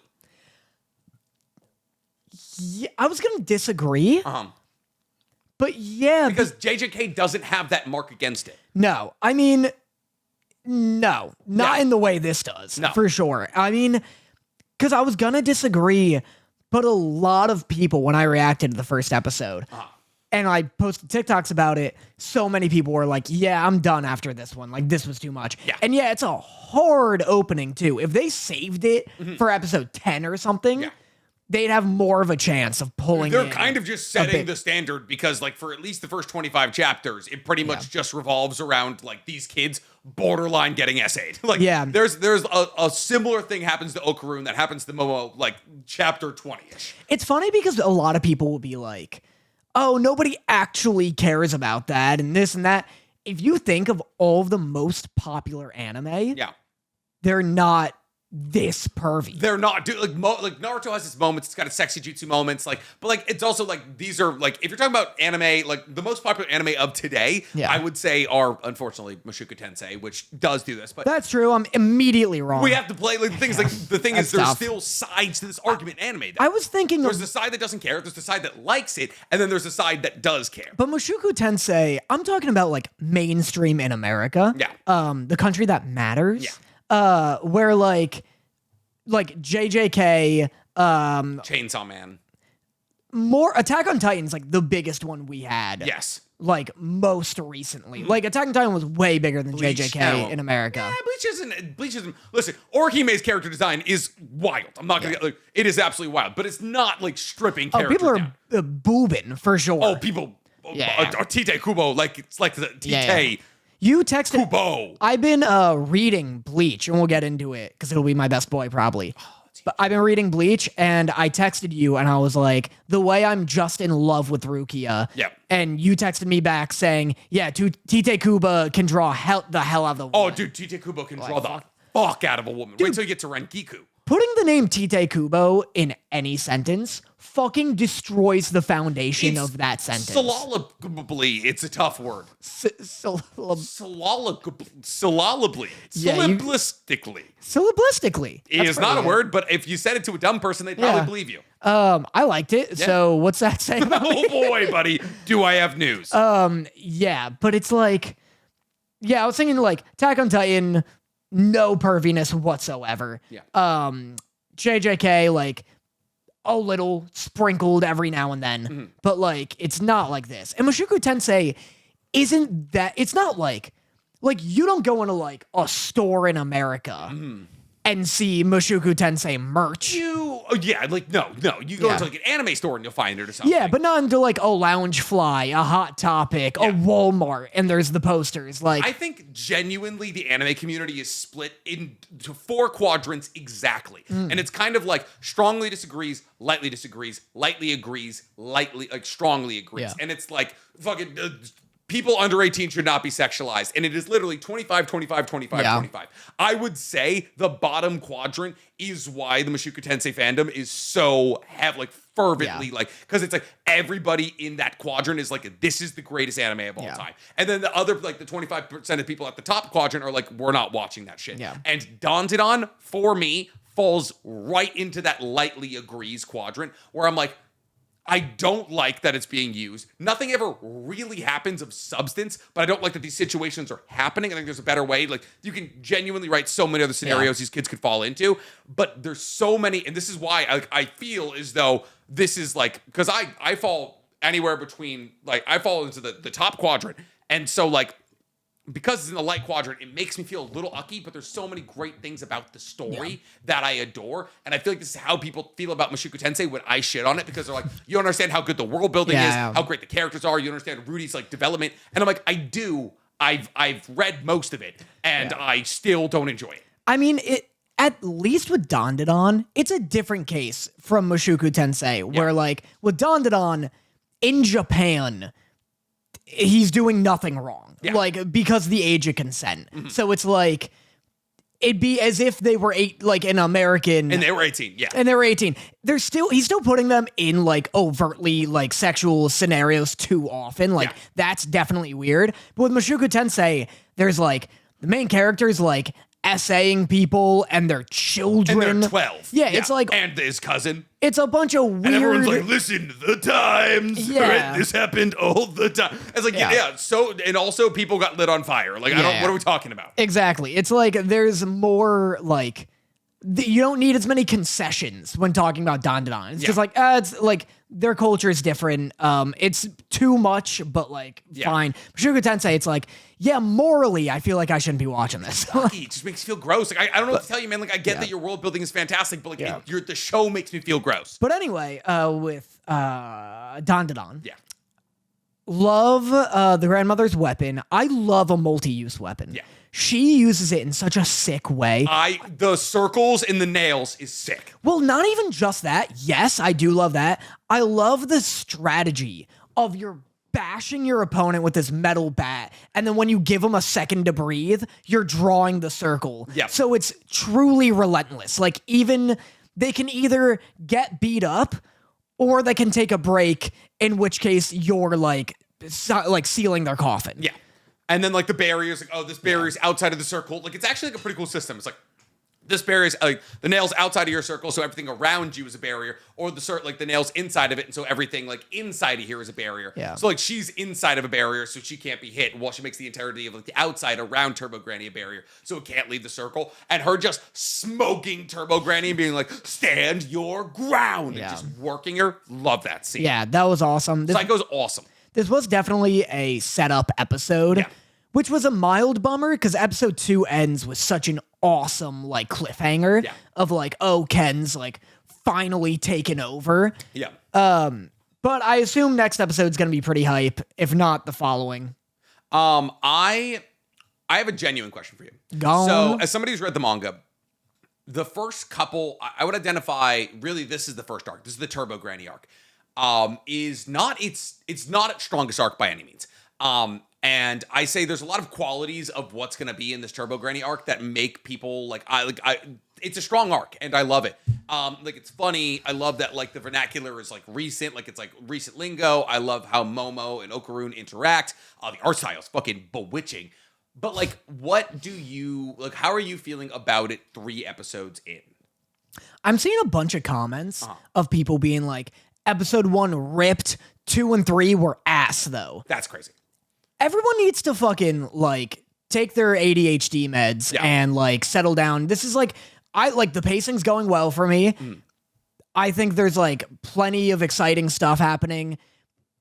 I don't know.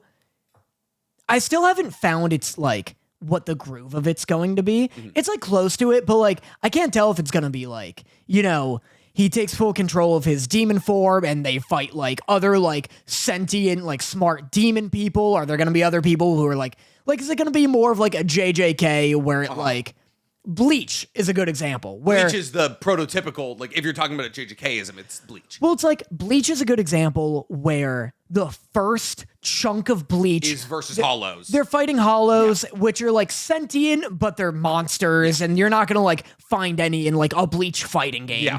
And then it turns into cars. like Ichigo's fighting other like humanoid antagonists that are like Ichigo adjacent. Yeah.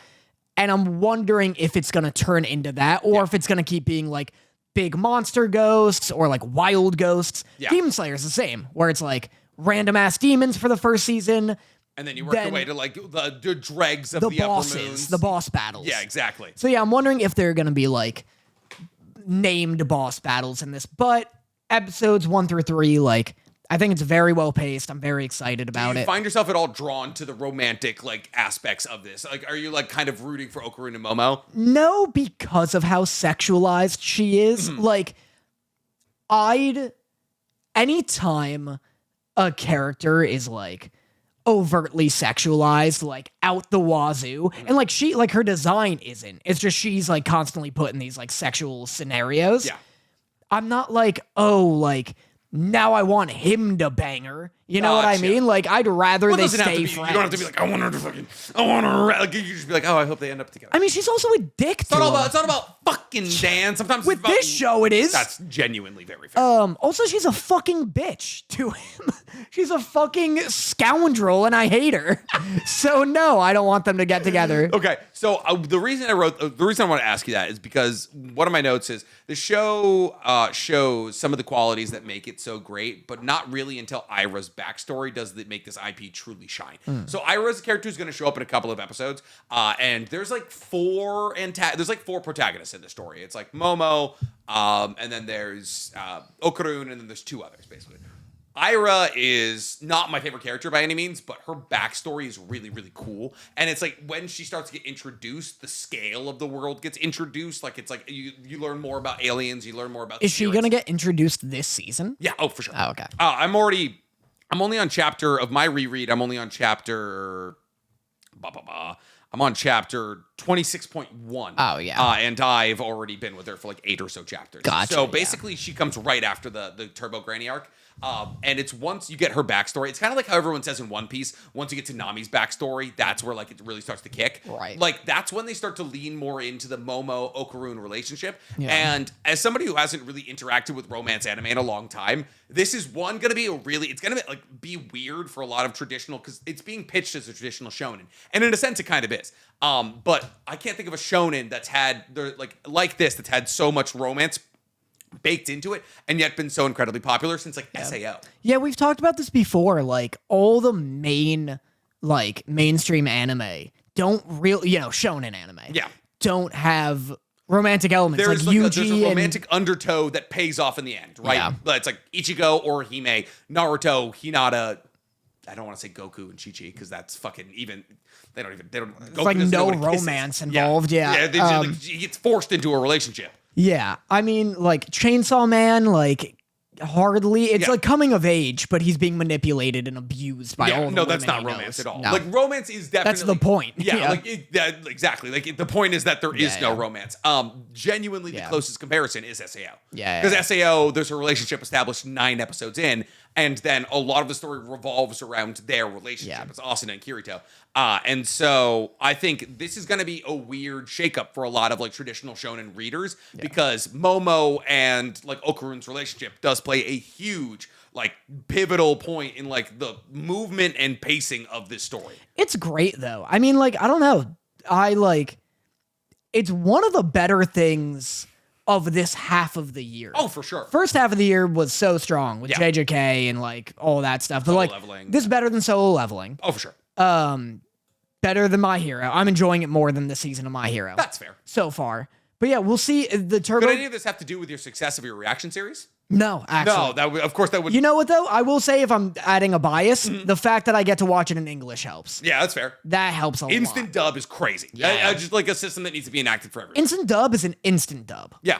I mean, also it makes sense though, considering the fact that they're able to leak the first 6 episodes months before. Of course, like imagine just having your shit done in time. That's why it was able to be dubbed. But yeah, it definitely feels like the Turbo Granny stuff is like the tutorial. I'm waiting to see like once they get that situated, what the like main groove of the show is. It's kind of funny. It's kind of like Cone in Bleach, whose name I've remembered since last week. He's the little stuffed animal. Oh yeah. Once you get Cone, then the story begins. The show begins. Like, and that's the like once you get the fucking cat. Once you get the cat, that's when the story begins. Got you. Nice. Should we talk about what do you want to talk about? Daima? Let's talk about Daima. Let's talk about Daima. Let's talk about Daima. Let's talk about you, baby. Let's talk about all the good things and the bad things we could be. Let's talk about sex, baby. It was just not even a parody anymore. That was what it was never. I was just doing the whole song. I was trying to. Oh, you were trying to make it. I couldn't. Let's talk about kids, baby. Let's talk about Goku, maybe. I was gonna do. Let's talk about kids, baby. Let's talk about Vegeta. Oh, there we go. That doesn't work. Anyway. Let's talk about them going to the demon realm. Anyway. Okay. So let's talk about both the episodes of Dragon Ball Daima that are out because I've now been caught up with Dragon Ball Daima. You watched episode 1 last week, and I said you're gonna have to pitch me on it, and then you were like, "It's the worst thing I've ever watched. You need to watch it because of contractual obligation, because of your law by contract, because you're making me watch Blue Lock, which you're not even watching, which I'm trying my darndest. I'm watching every 45-minute episode of Dragon Ball Daima they fucking drop. The first episode's 33 minutes long. They're both like a regular 30-minute show. Since when has anime been 33 minutes long? So yeah, I watched the first fucking 33 minutes. I watched the first now 55 minutes of Dragon Ball Daima. What'd you think? I don't. They made Popo black again. I don't. Has that? Right? Didn't they make him purple or like blue to make him not racist anymore? Yeah. My first note is how have we not retconned Popo by now? Like he's fully black again, and they're just like, you know what? They're babies. He can be in blackface now. That was the 4Kids edit, so he never canonically was blue. Let me see, Mr. Popo, like blue. The first thing I look up when, first off, blue Mr. Popo's arguably worse. Oh. It's just hard to look at. Blue Mr. Popo is hard to look at. He absolutely looks like he hasn't been rendered completely, but it doesn't. It's less racist. Agreed, less racist. Popo, who do you think? Do you think Mr. Popo is the most racist character in anime history? Definitely, like it's mainstream. He's considering the fact that there was an actual Nazi in the second season, or no, the first season of JJBA, and he's kind of a good guy. Hitler's in Dragon Ball proper. Is he actually? Yeah. Hitler's in Dragon Ball? Hitler shows up. I don't remember this. Does he get turned into chocolate? Does he get turned into fucking Swedish or Swiss chocolate? It's when they, Holy fucking... Oh my god, he runs the Red Ribbon Army. You're right. Yeah. Hitler is the lead of the Red Ribbon Army. I forgot that. Yeah. Jesus Christ, Akira Toriyama. Maybe it's good that he's dead. Popo may be the most racist, considering he's literally just a Jim Crow ass. Dude, it is... But Jinx is close, if not worse. But Jinx isn't fucking black. Yeah, she is. She's purple. I don't like how hard you hit the ack on that. You're right.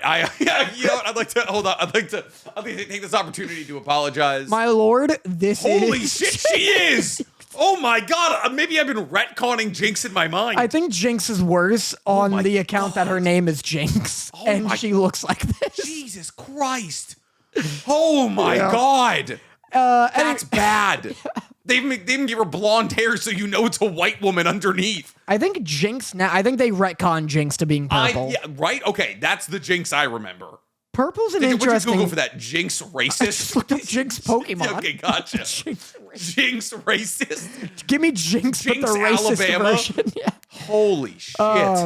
But the first thing I looked up when I typed in Mr. Popo was Mr. Popo horns. Everyone's going wild on the fact that Mr. Popo has little horns under his hat. Okay, yeah. Everything Under his turban.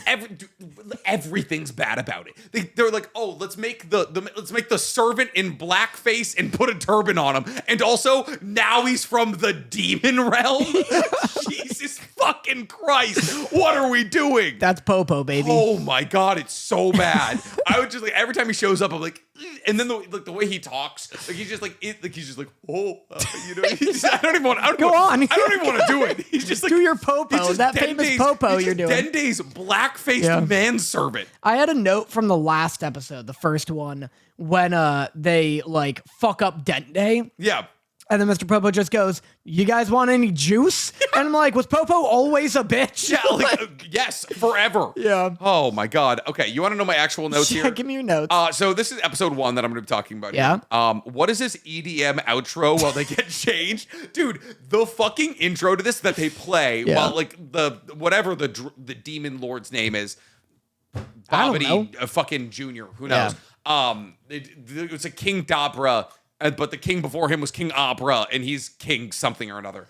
The EDM they play like while they're all getting changed is apparently the intro, which is just Japanese Deadmau5. I shit you not. It is literally like if you just put Japanese lyrics over the worst Deadmau5 song, that's it.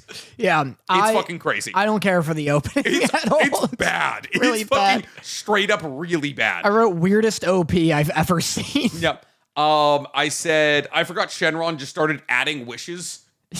Like I forgot halfway through Dragon Ball that he was just like, "You guys have been here twice now. Yeah. You want 2 more wishes?" Because I was like, he was like, "Hey, no." Shenron started doing the demon lords coming down. And he's like, "I thought I get 3 wishes," and he's like, "That's just the thing I do for returning customers." Yeah, and I was like, "Is that bullshit?" I don't remember that. And then I remember the first time they ever summoned Shenron, all they get is panties. Yeah. I also wrote, I forgot Shenron was a homie. Mm-hmm. Like, Shenron was a real one. Shenron's got bias. Like, Shenron has crazy bias. Yeah, Shenron more like a real one. Dude, actually. Because boy, is he. And what else do we have here? I said, also, didn't they make Popo to make him less purple to make him less racist? I said, it's crazy that Goten is just... Akira Toriyama's just on his deathbed, like, make him black again. They're like, Akira's like, I'm not writing unless I can make him black. You can't take this from me. I love the idea of Akira's heartbeat just like they're like trying to make him purple and he's just staying alive, just like sharpieing him. Like, no, you won't take this from me. I said the way that they've made Goten just indistinguishable from Goku, like baby Goten is just Goku. Like Gohan looks like different enough. Like Gohan's got like spikier hair. Trunks looks nothing like Vegeta. Like nothing. No. Chi-Chi and Goku do not look like each other. Fucking Bulma and Vegeta do not look like each other. Why is Goten just Goku? All versions of Goten is just Goku, except when Goten becomes a teenager, then he's literally Gohan. Really? Do you remember that? I'm going to show you what... This is Super? No, this is GT. Gotcha. Let me see. Teen Goten. Do you know what Teen Gohan looks like? Are we talking about like Saiyaman series? Like, because I think Saiyaman, like Future Gohan and like Saiyaman Gohan are my favorite. That's my favorite like character design in all of Dragon Ball. Let me see. What? Like when Gohan was like, I'm not gonna be like a superhero. Yeah. That version of Gohan is my favorite version of Gohan. Oh, when he's not the Saiyaman. Yeah. Gotcha. This is Goten and Gohan. Does Akira Toriyama just have like 3 models? You know what he looks like? Well, yes, they do look the same. He looks like, honestly, he kind of looks like Krillin's son. I don't know why. Like he looks like Krillin? Yeah, does he not kind of look like Krillin? It's a little Krillin, Like if you just look at his face, he kind of looks like Krillin. I wrote, for episode 2 of Daima, I wrote, Master Roshi is indistinguishable from Krillin now. Dude, like, literally, they're just the same person. They're both just like bald. Or also, I said, the way this is just kind of a blessing. Everybody like getting to retain all of their memories and experience. Incredible. But just getting to be like 5 years old again. Yeah. Oh my God. The way this is a wish I'd ask for myself. Yeah, like, hey, I want to reset, but I get all of the knowledge I already have? Yeah. Are you kidding me? I wonder, I couldn't tell, because at one point Vegeta's like, we'll be kids forever if we don't wish this back. I don't know if he was just being dumb or if they'll actually be kids forever. Why would they be kids forever? Oh, well, he was like, make them children. Maybe they wouldn't. Yeah, but he didn't say make them children forever. I know, and also you have to remember that Shenron is a real one. He's also picky as hell. He was like, what about the people who are already kids? He's like, make them babies. I don't fucking know. Like, and he's like, what age? And he's like, fucking little. Yeah, Like, who cares? he was like, yeah, what age were these kids? Like first graders? Why is that the answer? If you're trying to make them weak, make them one. Like, what Make are you them doing? all babies. Well, yeah, like when he's like, what about the ones that are already kids? I'd be like, fuck it, everyone's a baby. Yeah, like make everybody several days old. He's like, we gotta take over this globe. And he's like, okay, make them old enough to walk, talk, and fly. Like, do you know what Goku was doing when he was in the first grade? Fighting against Master Roshi, who blew up the fucking moon. Yeah. Like, what are we, like, make him younger. Yeah, you know what Gohan was doing when he was in the first grade? Fucking beating Perfect Cell. Like, I was gonna say fighting against Piccolo, who also blew up the moon again. yeah, like how did they remake the moon? They forgot. What do you mean? They forgot. Like Akira Toriyama forgot he blew up the moon? Yeah, just like Akira Toriyama forgot that Saiyans are born with tails, which is why Trunks and Goten aren't. They're half Saiyan. So was Gohan, who had a tail. Gohan had a tail? Yeah. That's why Piccolo blew up the moon. Akira Toriyama has like went on record and was like, I forgot Saiyans are born with tails. God. That's what I mean. People get mad when I criticize this man. He was just slipping through the He series. literally had no idea what he was doing. He was just a penguin on a sled. But he remembered Popo was black. That was it. He was just like, I know what I made. Yeah. What a... Oh, my next note was this whole show feels like a Jujutsu scroll. Doesn't the entire show kind of feel like the last 3 minutes? Like, doesn't it feel like Blue Lock extra time? Like, it's like the whole thing is just like nonsense. Yeah. Like the first 3 episodes of every Dragon Ball IP is just like, hey, we gotta introduce this bad guy somehow. Yeah. It's really slow. And it's funny, I saw one of my notes, I looked up like some reviews. One review said, Dragon Ball Daima Episode 2 is a slow and silly start after an amazing Episode 1. Episode 1 was also an outrageously slow start. It's 8.5 minutes of just the Boo saga and people being reaction YouTubers to it. The first 8 minutes are just clips of the Boo saga. And they're just like, Vegeta exploded and now he's back. And it's just them being like, whoa! It's so funny seeing people be... It's like... If you're enjoying Dragon Ball Daima, that's so fine. Like, enjoy your shit. That's not what I mean. Yeah. enjoy what you want to enjoy. Not like, oh, take your crap, mongrel. It's fine. Like, it's objectively fine. Like, a lot of people are like, oh, it's nostalgic, this and that. I don't really feel that. Like, I don't feel like it's of the quality of original Dragon Ball. But whatever. Feel yo shit. Yeah. It's so funny seeing people, though, being like, Dragon Ball's back to its slow burn roots. Oh, you mean the show's boring and you're coping? Yeah, it's like you're 55 minutes into the show and nothing outside of them becoming babies has happened. It's so slow. And also, like, the reason I forgot to bring up the well-animated fight of Episode 1 is because it's just more, like, lazy Dragon Ball bullshit. Yeah. Where Episode 1... 8 minutes of the Boo saga. Yeah. Recap. It's a clip episode on the pilot episode. Yeah. Then it's the Demon Realm guys doing nothing. And then it's Goku and Vegeta being like, all right, I'm done with food. Let's spar. Yeah. And it's like, dude, they do this in every fucking episode. Every movie, every series. episode, it's literally just eating and fighting. It's not even fan service anymore. No. It's just fucking like filler. It's filler in canon. Like, ugh. I just like the idea that Akira Toriyama is like, I'm gonna use this until it stops working. It's just like, I just want actual new Dragon Ball content that isn't just a color change and isn't just a retread of something. It isn't just, oh, Cell's back. Yep. Oh, they're babies. Yep. But every person with pointy ears is from the Demon Realm, which is an insane retcon. It's funny too because it's like you already made it messy with Piccolo and Namek. Yeah. Did they because Piccolo talks about it a bit and I was confused, but like, He's like, I wasn't born during that time or something. He's like, oh Yeah. yeah. Like Goku's like, what was it like being from the demon realm? And Piccolo's like, I'm not from there. And then they're like, oh, Neva is the Namekian who decided to stay behind in the demon realm and keep an eye on the demon realm Dragon Balls. And it's like, okay, what about the robots he made? Like, what if he dies? It's just so weird that they're like, they retconned that Piccolo was a demon to make him alien, and then now they're like, whatever. I'm gonna say it. Oh, I God. fucking the Power Rangerification of Dragon Ball is so infuriating to me. Because all right, so the robots that Neva makes to protect the 3 Demon Realm Dragon Balls, they're just like Power Rangers. They're like what's the he's down there somewhere.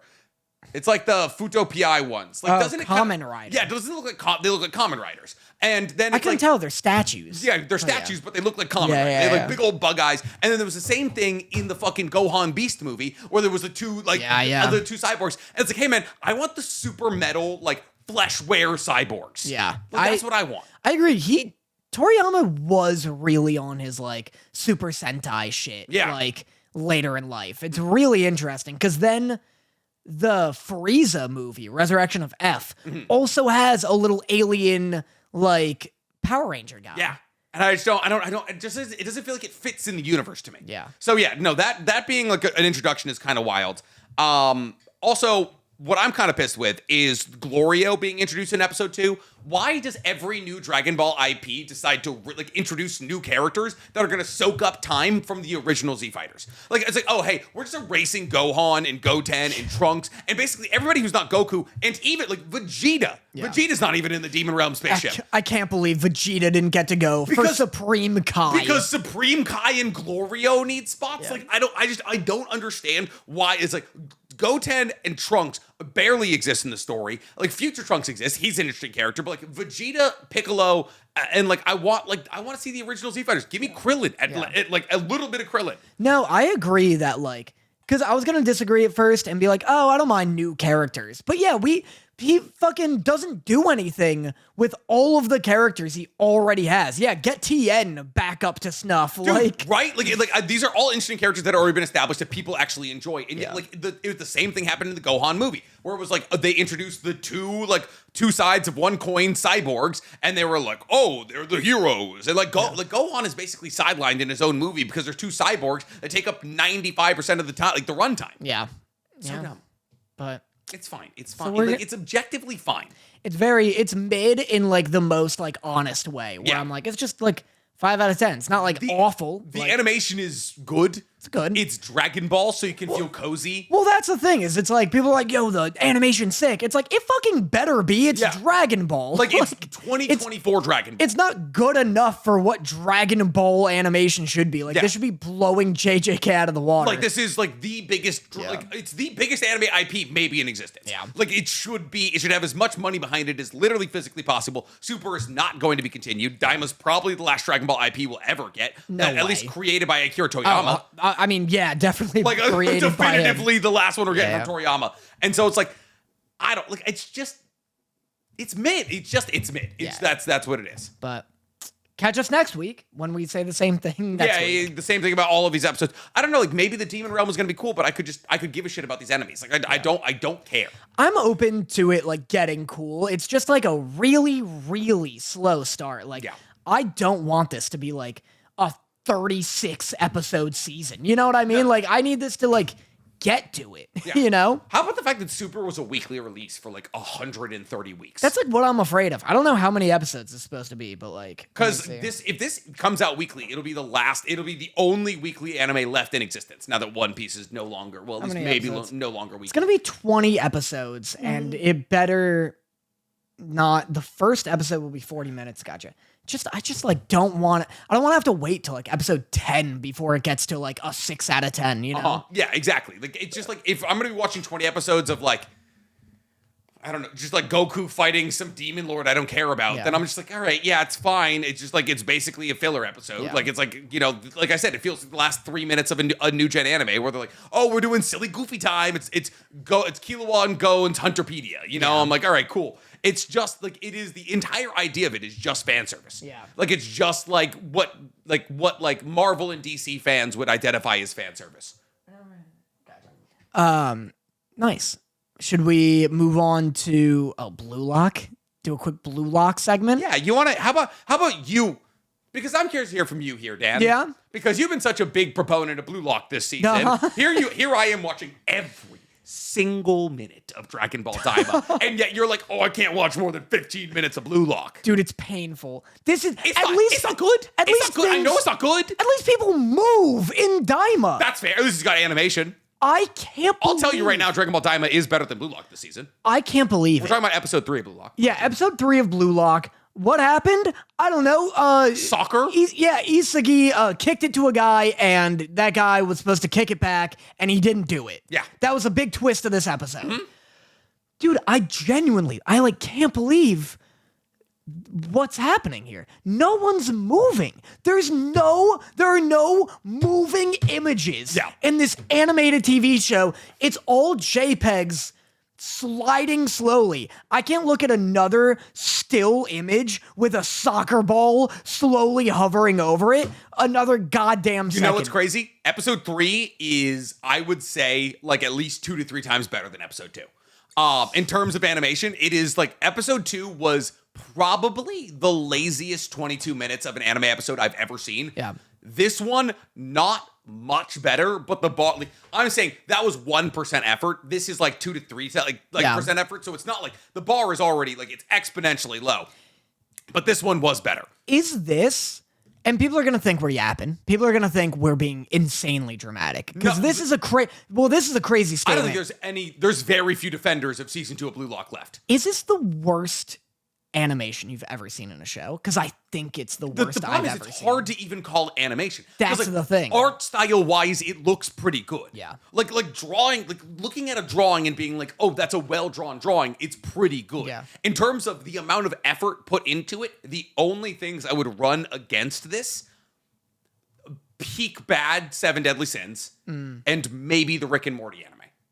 Okay. Because the Rick and Morty anime was like it physically pained me to look at. Like, yeah, there was movement, but it was like horrifically ugly. Yeah. This is like, they're like coloring in the storyboard. Did you see some of the TikToks? They used the CapCut explosion on one of the kicks. There's a CapCut effect in the fucking. They also used a CapCut slideshow like peel. Dude, what did they like? You know what? Because season 1 came out last year. No. Yeah. 2 years ago. No. It had to be. No, I don't think so. Do you think it was 2023? Actually, we're deep into 2024. It could have been 2023. I think it was 2023. It was one of the first things we talked about, and that was like 90 weeks ago. Yeah. So it's close to 2 years ago. I wonder if it just like took longer. Like, I wonder if they were like it just wasn't enough time because they had to make a movie. True. And so I wonder if they like just legitimately were just like crushed if the movie for time. just fucked them, if they're just like, yeah, we have to make an hour and a half well-animated film. That's the thing. We should watch the movie to see if it's like more of the same shit or if it actually looks good. Well, because like art style wise, it's very detailed. Yeah. Like it is a high quality. It's a well-drawn anime. Well, but that's the thing is it's like compare it to like most other like, you know, anime coming out right now. Like if you compare it to like a still image of Blue Lock to a still image of like JJK and stuff like that. Mm-hmm.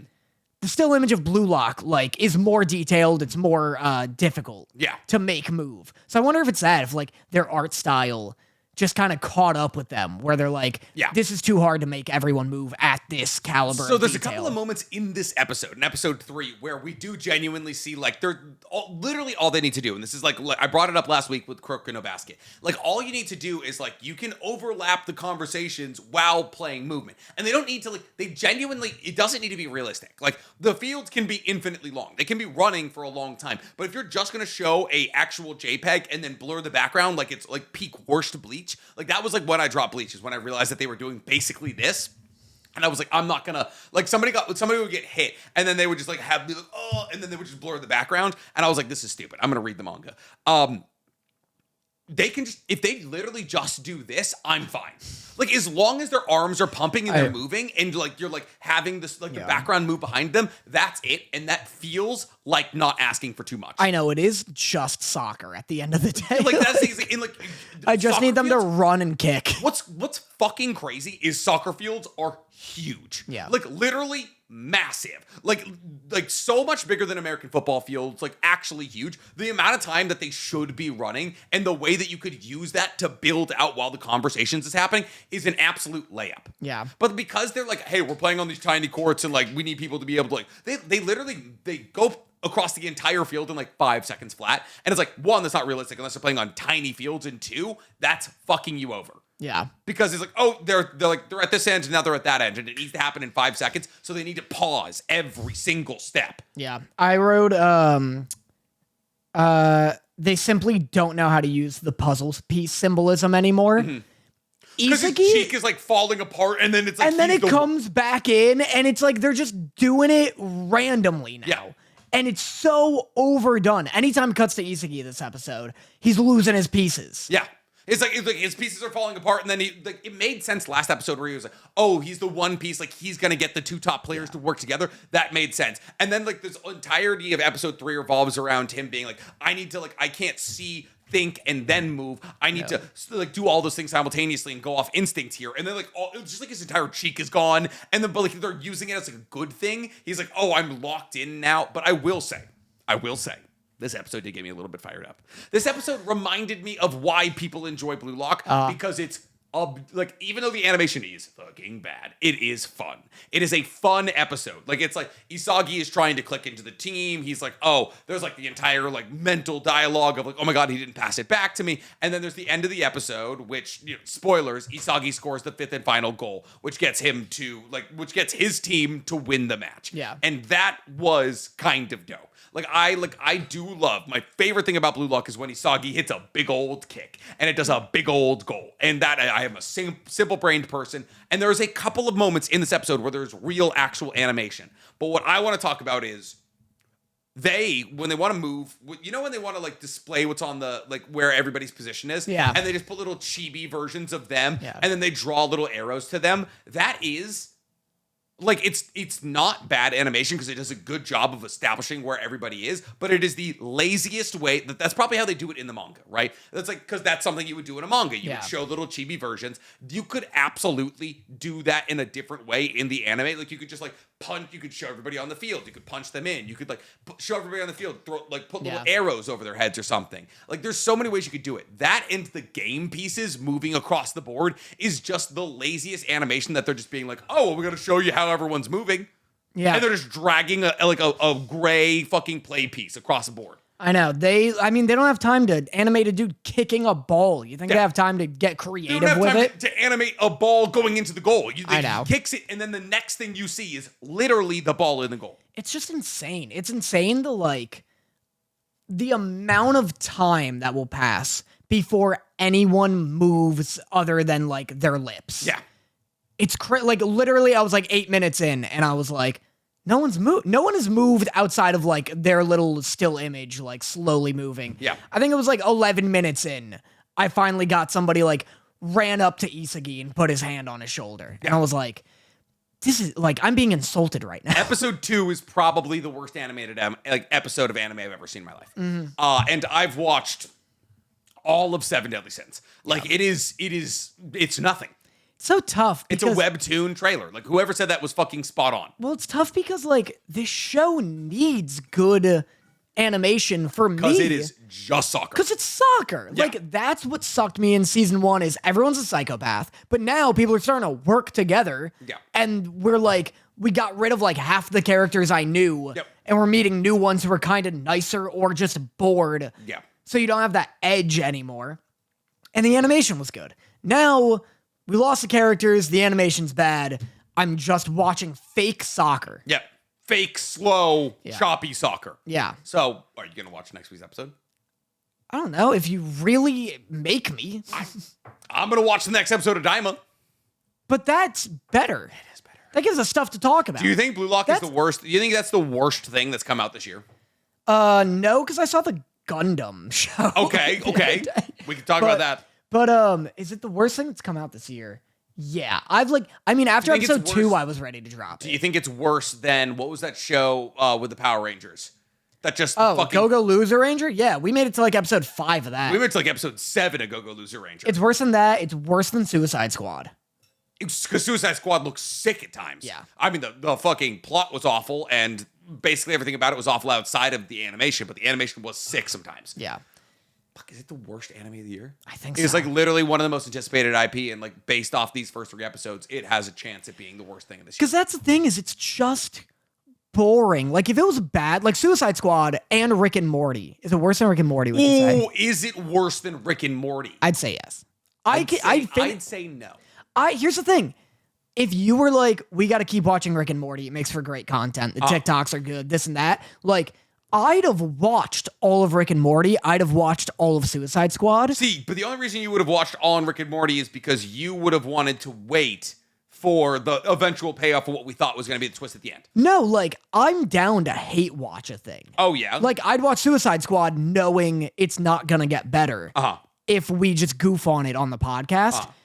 Blue Lock is so just boring to talk about. It's just going to be us every week being like... Soccer happens and nobody moves.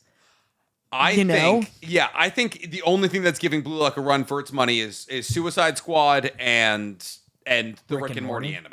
I'd watch both of those to completion before I'd want to watch this. I think I would watch Blue Lock above both of those things. Interesting. I actually, like, this episode kind of fired me up a little bit. Like I said, like, this episode reminded me of why I like Blue Lock. Like, the ending of the episode, I was like, that was kind of hype. Yeah. I love it when their eyes light up with fire. I love it when you get a big goal. Yeah. Like, I'm a Haikyuu apologist. Like, so I enjoyed that. It makes me physically uncomfortable watching this because the entire time I'm, like, thinking about fan animations I've seen on TikTok. One person, mind you, I'm gonna show you a fan animation. And this is, like, one person animating 30 seconds of Blue Lock, and it looks good. I go beyond that. It looks great. Like, and this just like kind of shows you here. Just watch this. Like, this is what it like. That's one person with a fucking iPad showing what it could look like. Yeah. And there's no reason that they can't dub voice lines over this. Well, I mean, this is also in black and white and has like 1/8 of the detail. Of course it does 1/8 of the, but that's also one person who's been doing that for a week. We're talking about a several $million company with dozens of editors. We're talking about Bandai fucking Namco. Yeah, I mean, there's no excuse for Bandai Namco like cheaping out this hard. Yeah, that's crazy. Yeah. That reminded me of why I like Blue Lock. Like, that shit's hype. Dope as hell. All right, should we talk about Orb? We could do a brief on Orb because we're already at 1:40. I know. Yeah. But we have too much to talk about. We're yapping. Orb. Don't you dare. Don't you fucking dare.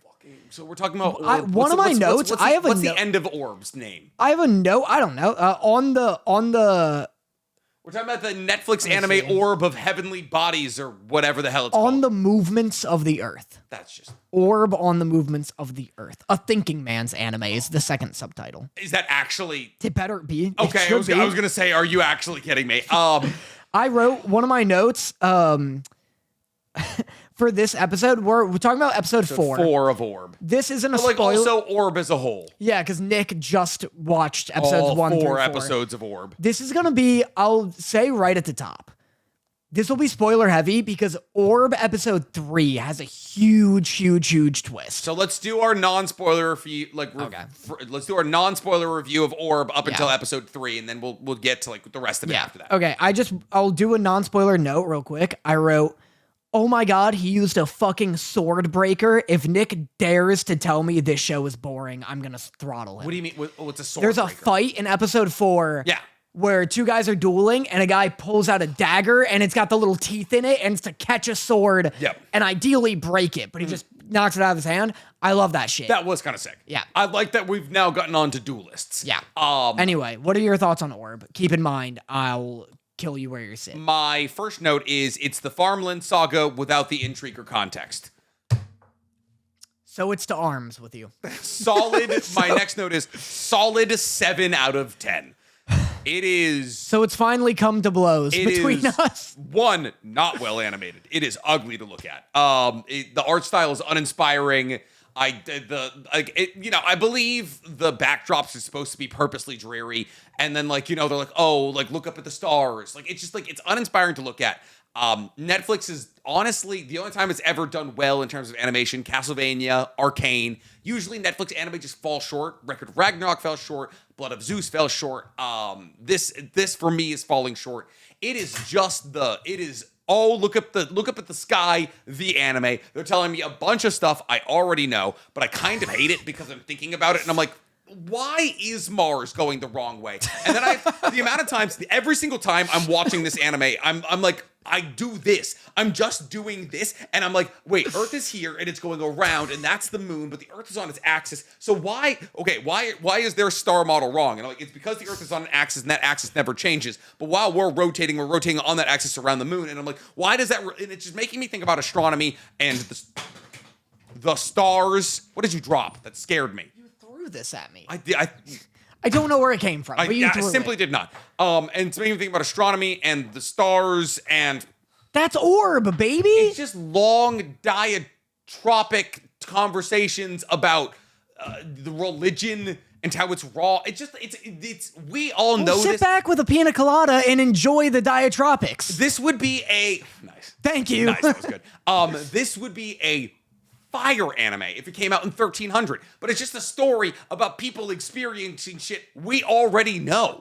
In my defense, I warned you about that. Yeah. I literally pitched this as you kind of have to be into the idea of a bunch of people discovering things. All the twists in the show, except for episode 3, are going to be things you already know and have known for years. That's the thing. It's like they're like, hey, Mars moved, and we're like, yeah, motherfucker, I know. We can take photos of it now. But it's fascinating to see how they are finding it out, and Do I think it is a fantastic look into medieval astronomy and the beginnings of the heliocentrism theories? Yes.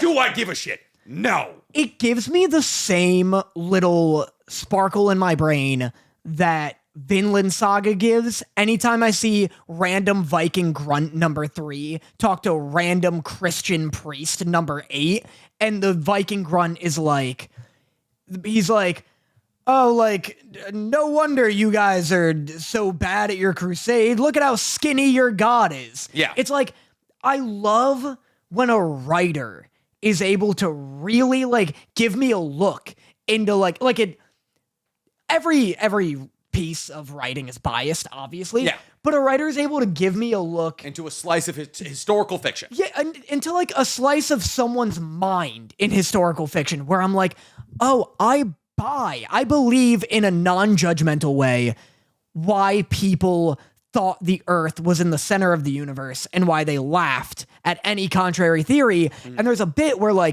in the beginning, they're like, the Earth is in the center of the universe because when you drop things, it falls to the Earth. Which doesn't make sense. Makes sense. Which makes no fucking sense. It makes no sense. What are you talking about? All right, think about it for one goddamn second, Danny. If the Earth is in the bottom of the universe, right? Let's imagine that the Earth is in the bottom of this cup, right? Yes. And the Earth is right here. Yeah. If you're on the bottom side of the Earth, if you drop something, why would it go up? They're not thinking about bottom sides of the Earth. They absolutely are. They do an entire graphic where they show the entirety of the Earth and they show a bunch of bricks being dropped all around the Earth. And they're like, anytime you drop it, they say specifically that the center of the Earth is the bottom of the universe. Yes. So anything below the center of the Earth within the axis, because mind you, there is no fucking axis in space. We always talk about, Earth and the planets go like this. That's nonsensical. There is literally no direction in space. There is no correct way to orient ourselves. Yeah, it's in relation to the sun. It's in relation to everything, though. We talk about the Earth rotating around the sun like this, but that means nothing. We could talk about the Earth rotating around the sun like this. There is literally no direction in space. Anyways, what we're saying is the center of the Earth is the bottom of a well-like universe. Yes. That would mean anything south of the equator should drop off the fucking planet. It makes no sense. It's dumb. It's a bunch of dumb people talking about dumb ideas, and there's 3 guys who have a basic understanding of something that 5th graders know about, and they're being like, let me get out to the stone box. But they had no tools or predecessors to learn that. That's so interesting that they have to look at the stars and be like, oh, the constellations are groups of stars that never change. Orion's belt is always these 3 stars. They're always in that group. But even though we can like map the stars and these constellations, one star, for whatever reason, is moving asynchronously with them. And that's Mars. And he's tracking it and it's going in a big loop. And then just when it's going to complete its loop, it fucking dips and it boomerangs. And why is that? We don't know. I got to watch more of Orb to find out. See, that's my thing, Danny. And then there's going to be like, oh, because it's also, hey, spoiler here, Danny, because Mars is also revolving around the sun. I'm sorry if I just spoiled the anime for you, but it's because Mars revolves at the sun slower than we do, okay? Because it's further from the sun, so its rotation takes about 2 years of our year.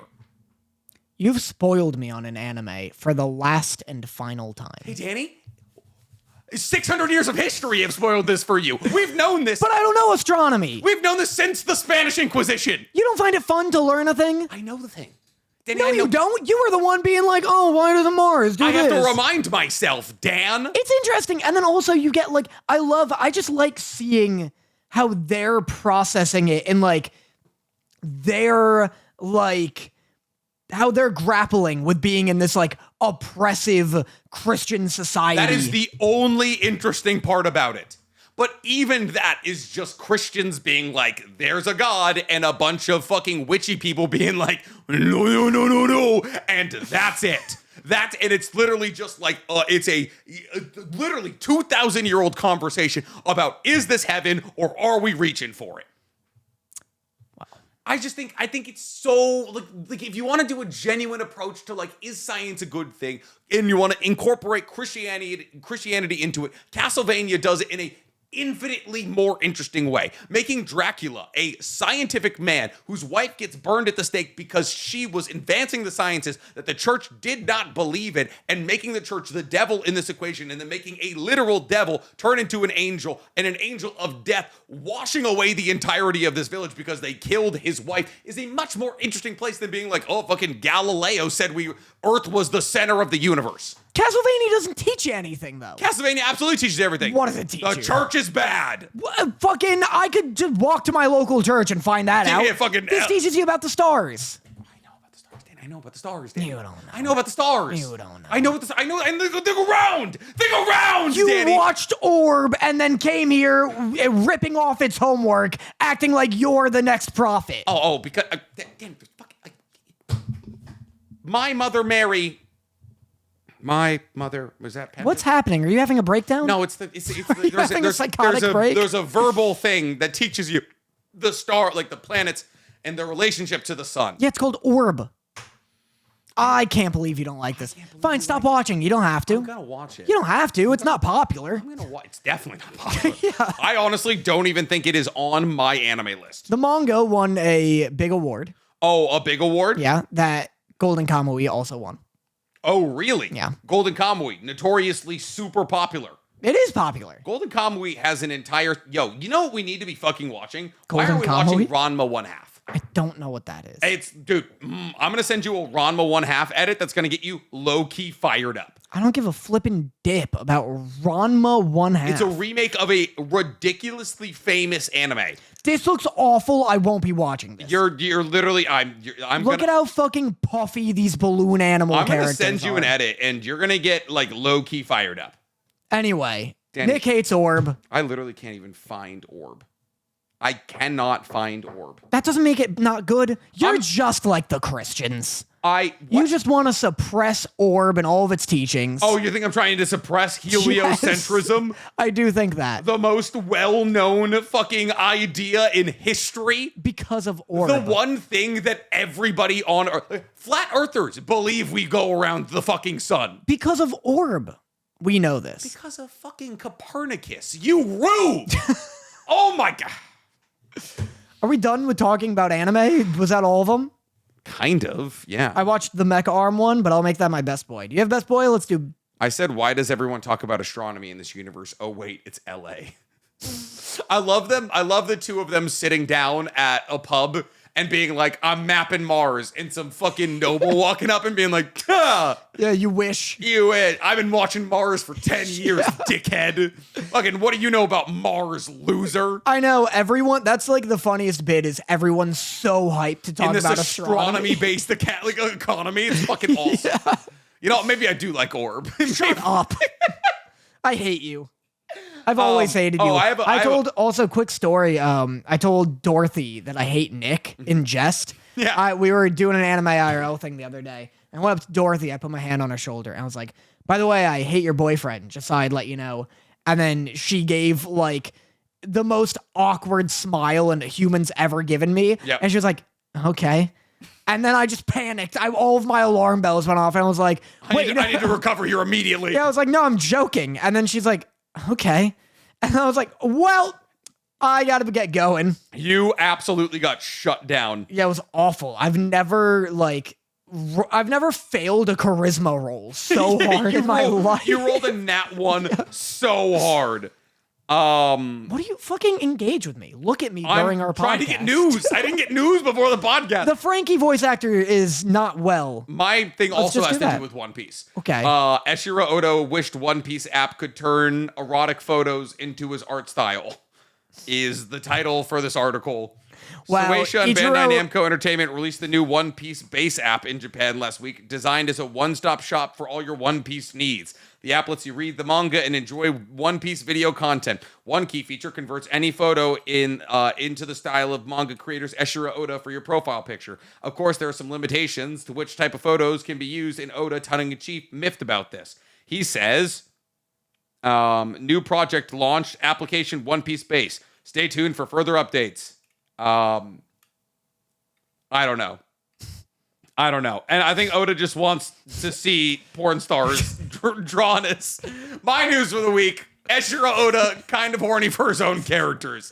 Brand new news. Buddy, you can just draw them yourself. yeah, like actually, but hey, just draw some hentai. Yeah. I've seen this thing going around. It was like red pill, blue pill. Horikoshi becomes a horror manga artist or a hentai manga artist, and I was like, fuck, I don't know which one I would take. Probably hentai, though. Yeah. I read way more hentai than I do horror. I guess that's fair. Yeah, I don't read hentai. I can't. I don't read hentai either, but it all gets turned into... Okay. I watch more hentai than I watch horror. So. You know, I'm watching hentai 2, 3. What are you talking? 2, 3. Units of what? I'm watching 2, 3 hentai. I'm watching hentai 2, 3 liters of cum. We're filling jars, dude. And I have no news. Oh, wait, that was my news. You have a best boy? It's so late, Danny. It's 10:30 p.m. My best boy is I watched Uda Mecha G. Uda Mecha Arms or something? Yep, sure. First episode. I believe you. 3 episodes out. It's a Kickstarter anime. Mecha Ude. Kickstarter anime. So far, real fun. Really? It's pretty. Ooh, the art style looks sick as hell. It's great. It's a great art style. It's giving MHA. It's got like a great, like, I don't know what the rating is of it. And because no one like bleeds. There's like a fight scene in the first episode. Yeah. No one's bleeding, no one's swearing. So it gave me like Bakugan vibes. Gotcha, yeah. Where I was like, this is like, make this in English and put this on Cartoon Network. This is getting kids into anime. Yeah, it's about like, I don't know, it's like ARM Pokemon. Like there are these cubes, apparently. I don't know where they came from. I was a little confused, but there are these cubes, and if you like activate it, it's basically a parasite, but it's a mechanical arm. And there's a girl who has 2 on her hips, and they're like dog arms. Where is this? Is it on Crunchyroll? Yeah. Gotcha. She's got 2 on her hips, and they're like these arms that are kind of like wolves, sort of. And then there's another dude who has one where like an arm should be, and he's got it like on a chain. And he's like, hell yeah. Mecha Udes are tools for us. And she's like, they're our friends. Yeah, nice. It's very that. It's Pokemon. It's Bakuman. Hell yeah. And then the main kid gets one on his sweatshirt. Oh, and it's Mecha Ude, which is just literally mechanical arms in English. Yeah. Nice. He gets one on his sweatshirt, and it's like kind of adorable. It's like it reminds me a lot of Excalibur from Soul Eater. Gotcha. That's his vibe. He keeps being like like the arm keeps being like, young man, you just saved me from my prison. And like, and then the kid's like, I don't want any part of this, whatever. And he's like, young man, you were so generous back there for letting me be on your sweatshirt. And he keeps calling him young man. Nice. And it's like, It's defo meant for kids. I can't. But tell. you're just enjoying yourself. I can't tell because I could see them like fucking bleeding. Yeah. Like, Yeah, they're just like literally punching each other through walls. it's like the opening fight.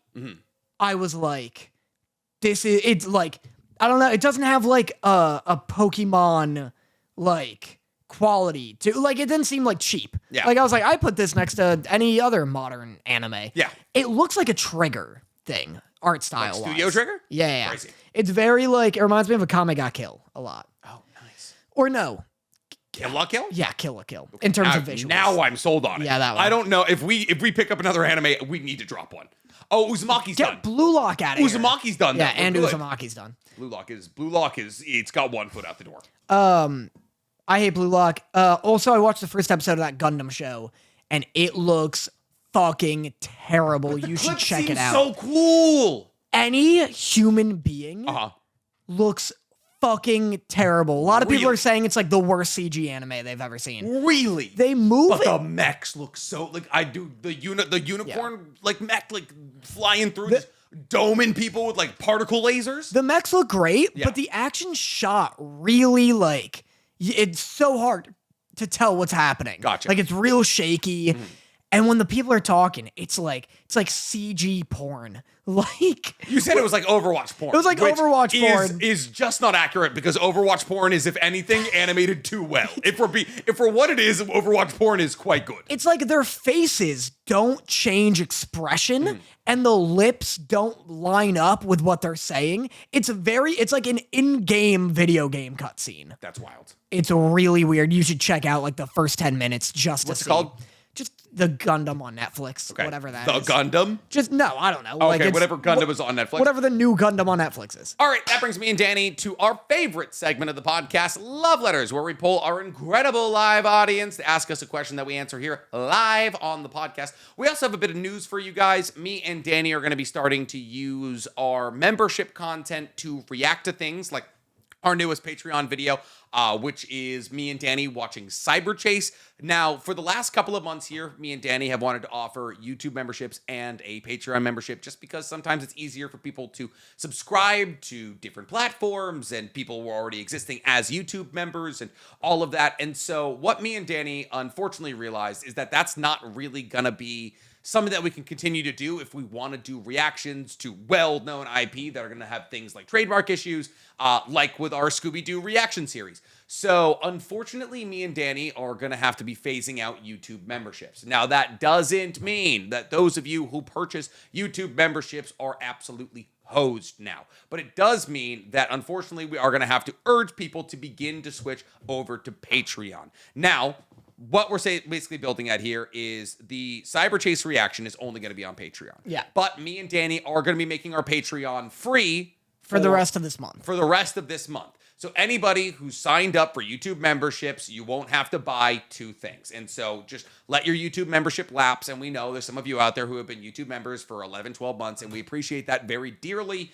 And we apologize for this shift. It's just trying to put up reaction content to something like a movie and not having Stank have to do what would amount to an insane amount of editing. Yeah, YouTube just like, even if it's a YouTube membership thing, we still have to go through YouTube's copyright system. So it'll just be a lot more freeing for you guys. The content will be better if we just put it on Patreon rather than having you guys pay for like chopped up, low opacity, flipped Scooby-Doo, or if we do the Naruto movies, whatever. You can just watch. It's all issues that we're going to run into eventually. Yeah, so yeah, we are phasing the YouTube membership thing out. The lives will still be like through YouTube membership, but like we just take the live link and send it to Patreon. Yeah. So no one needs a YouTube membership and a Patreon.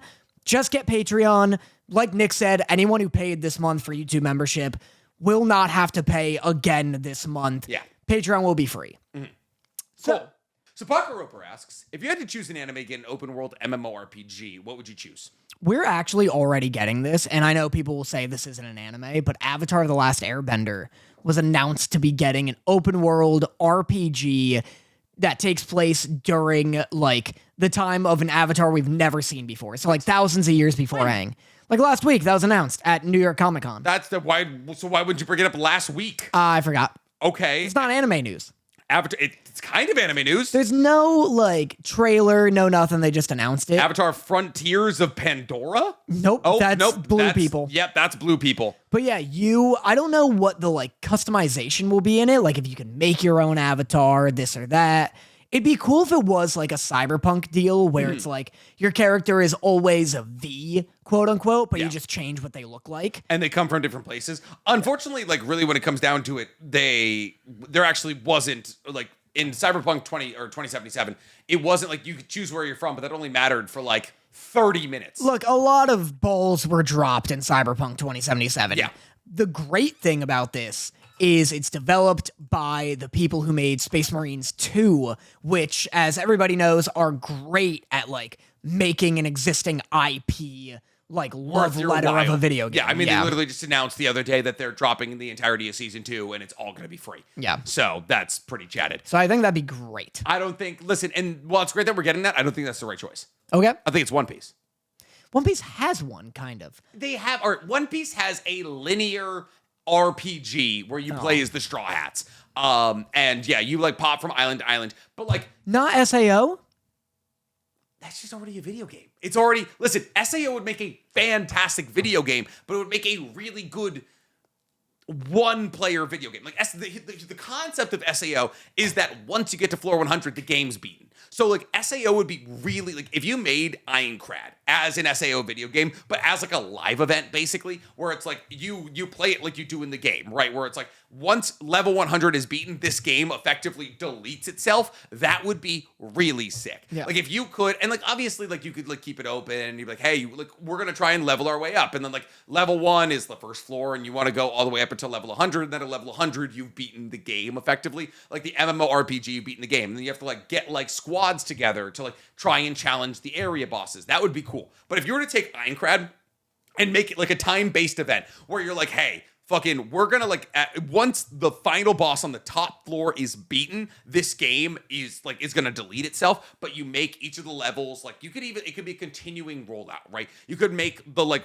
the first 10 levels, drop those, but make like the gates hard to find and make the leveling system kind of difficult. So like it's gonna take somebody 100 to like 1,000 hours to beat the first 10 levels, and then over the course of years drop like another deck of levels until eventually get to the last one.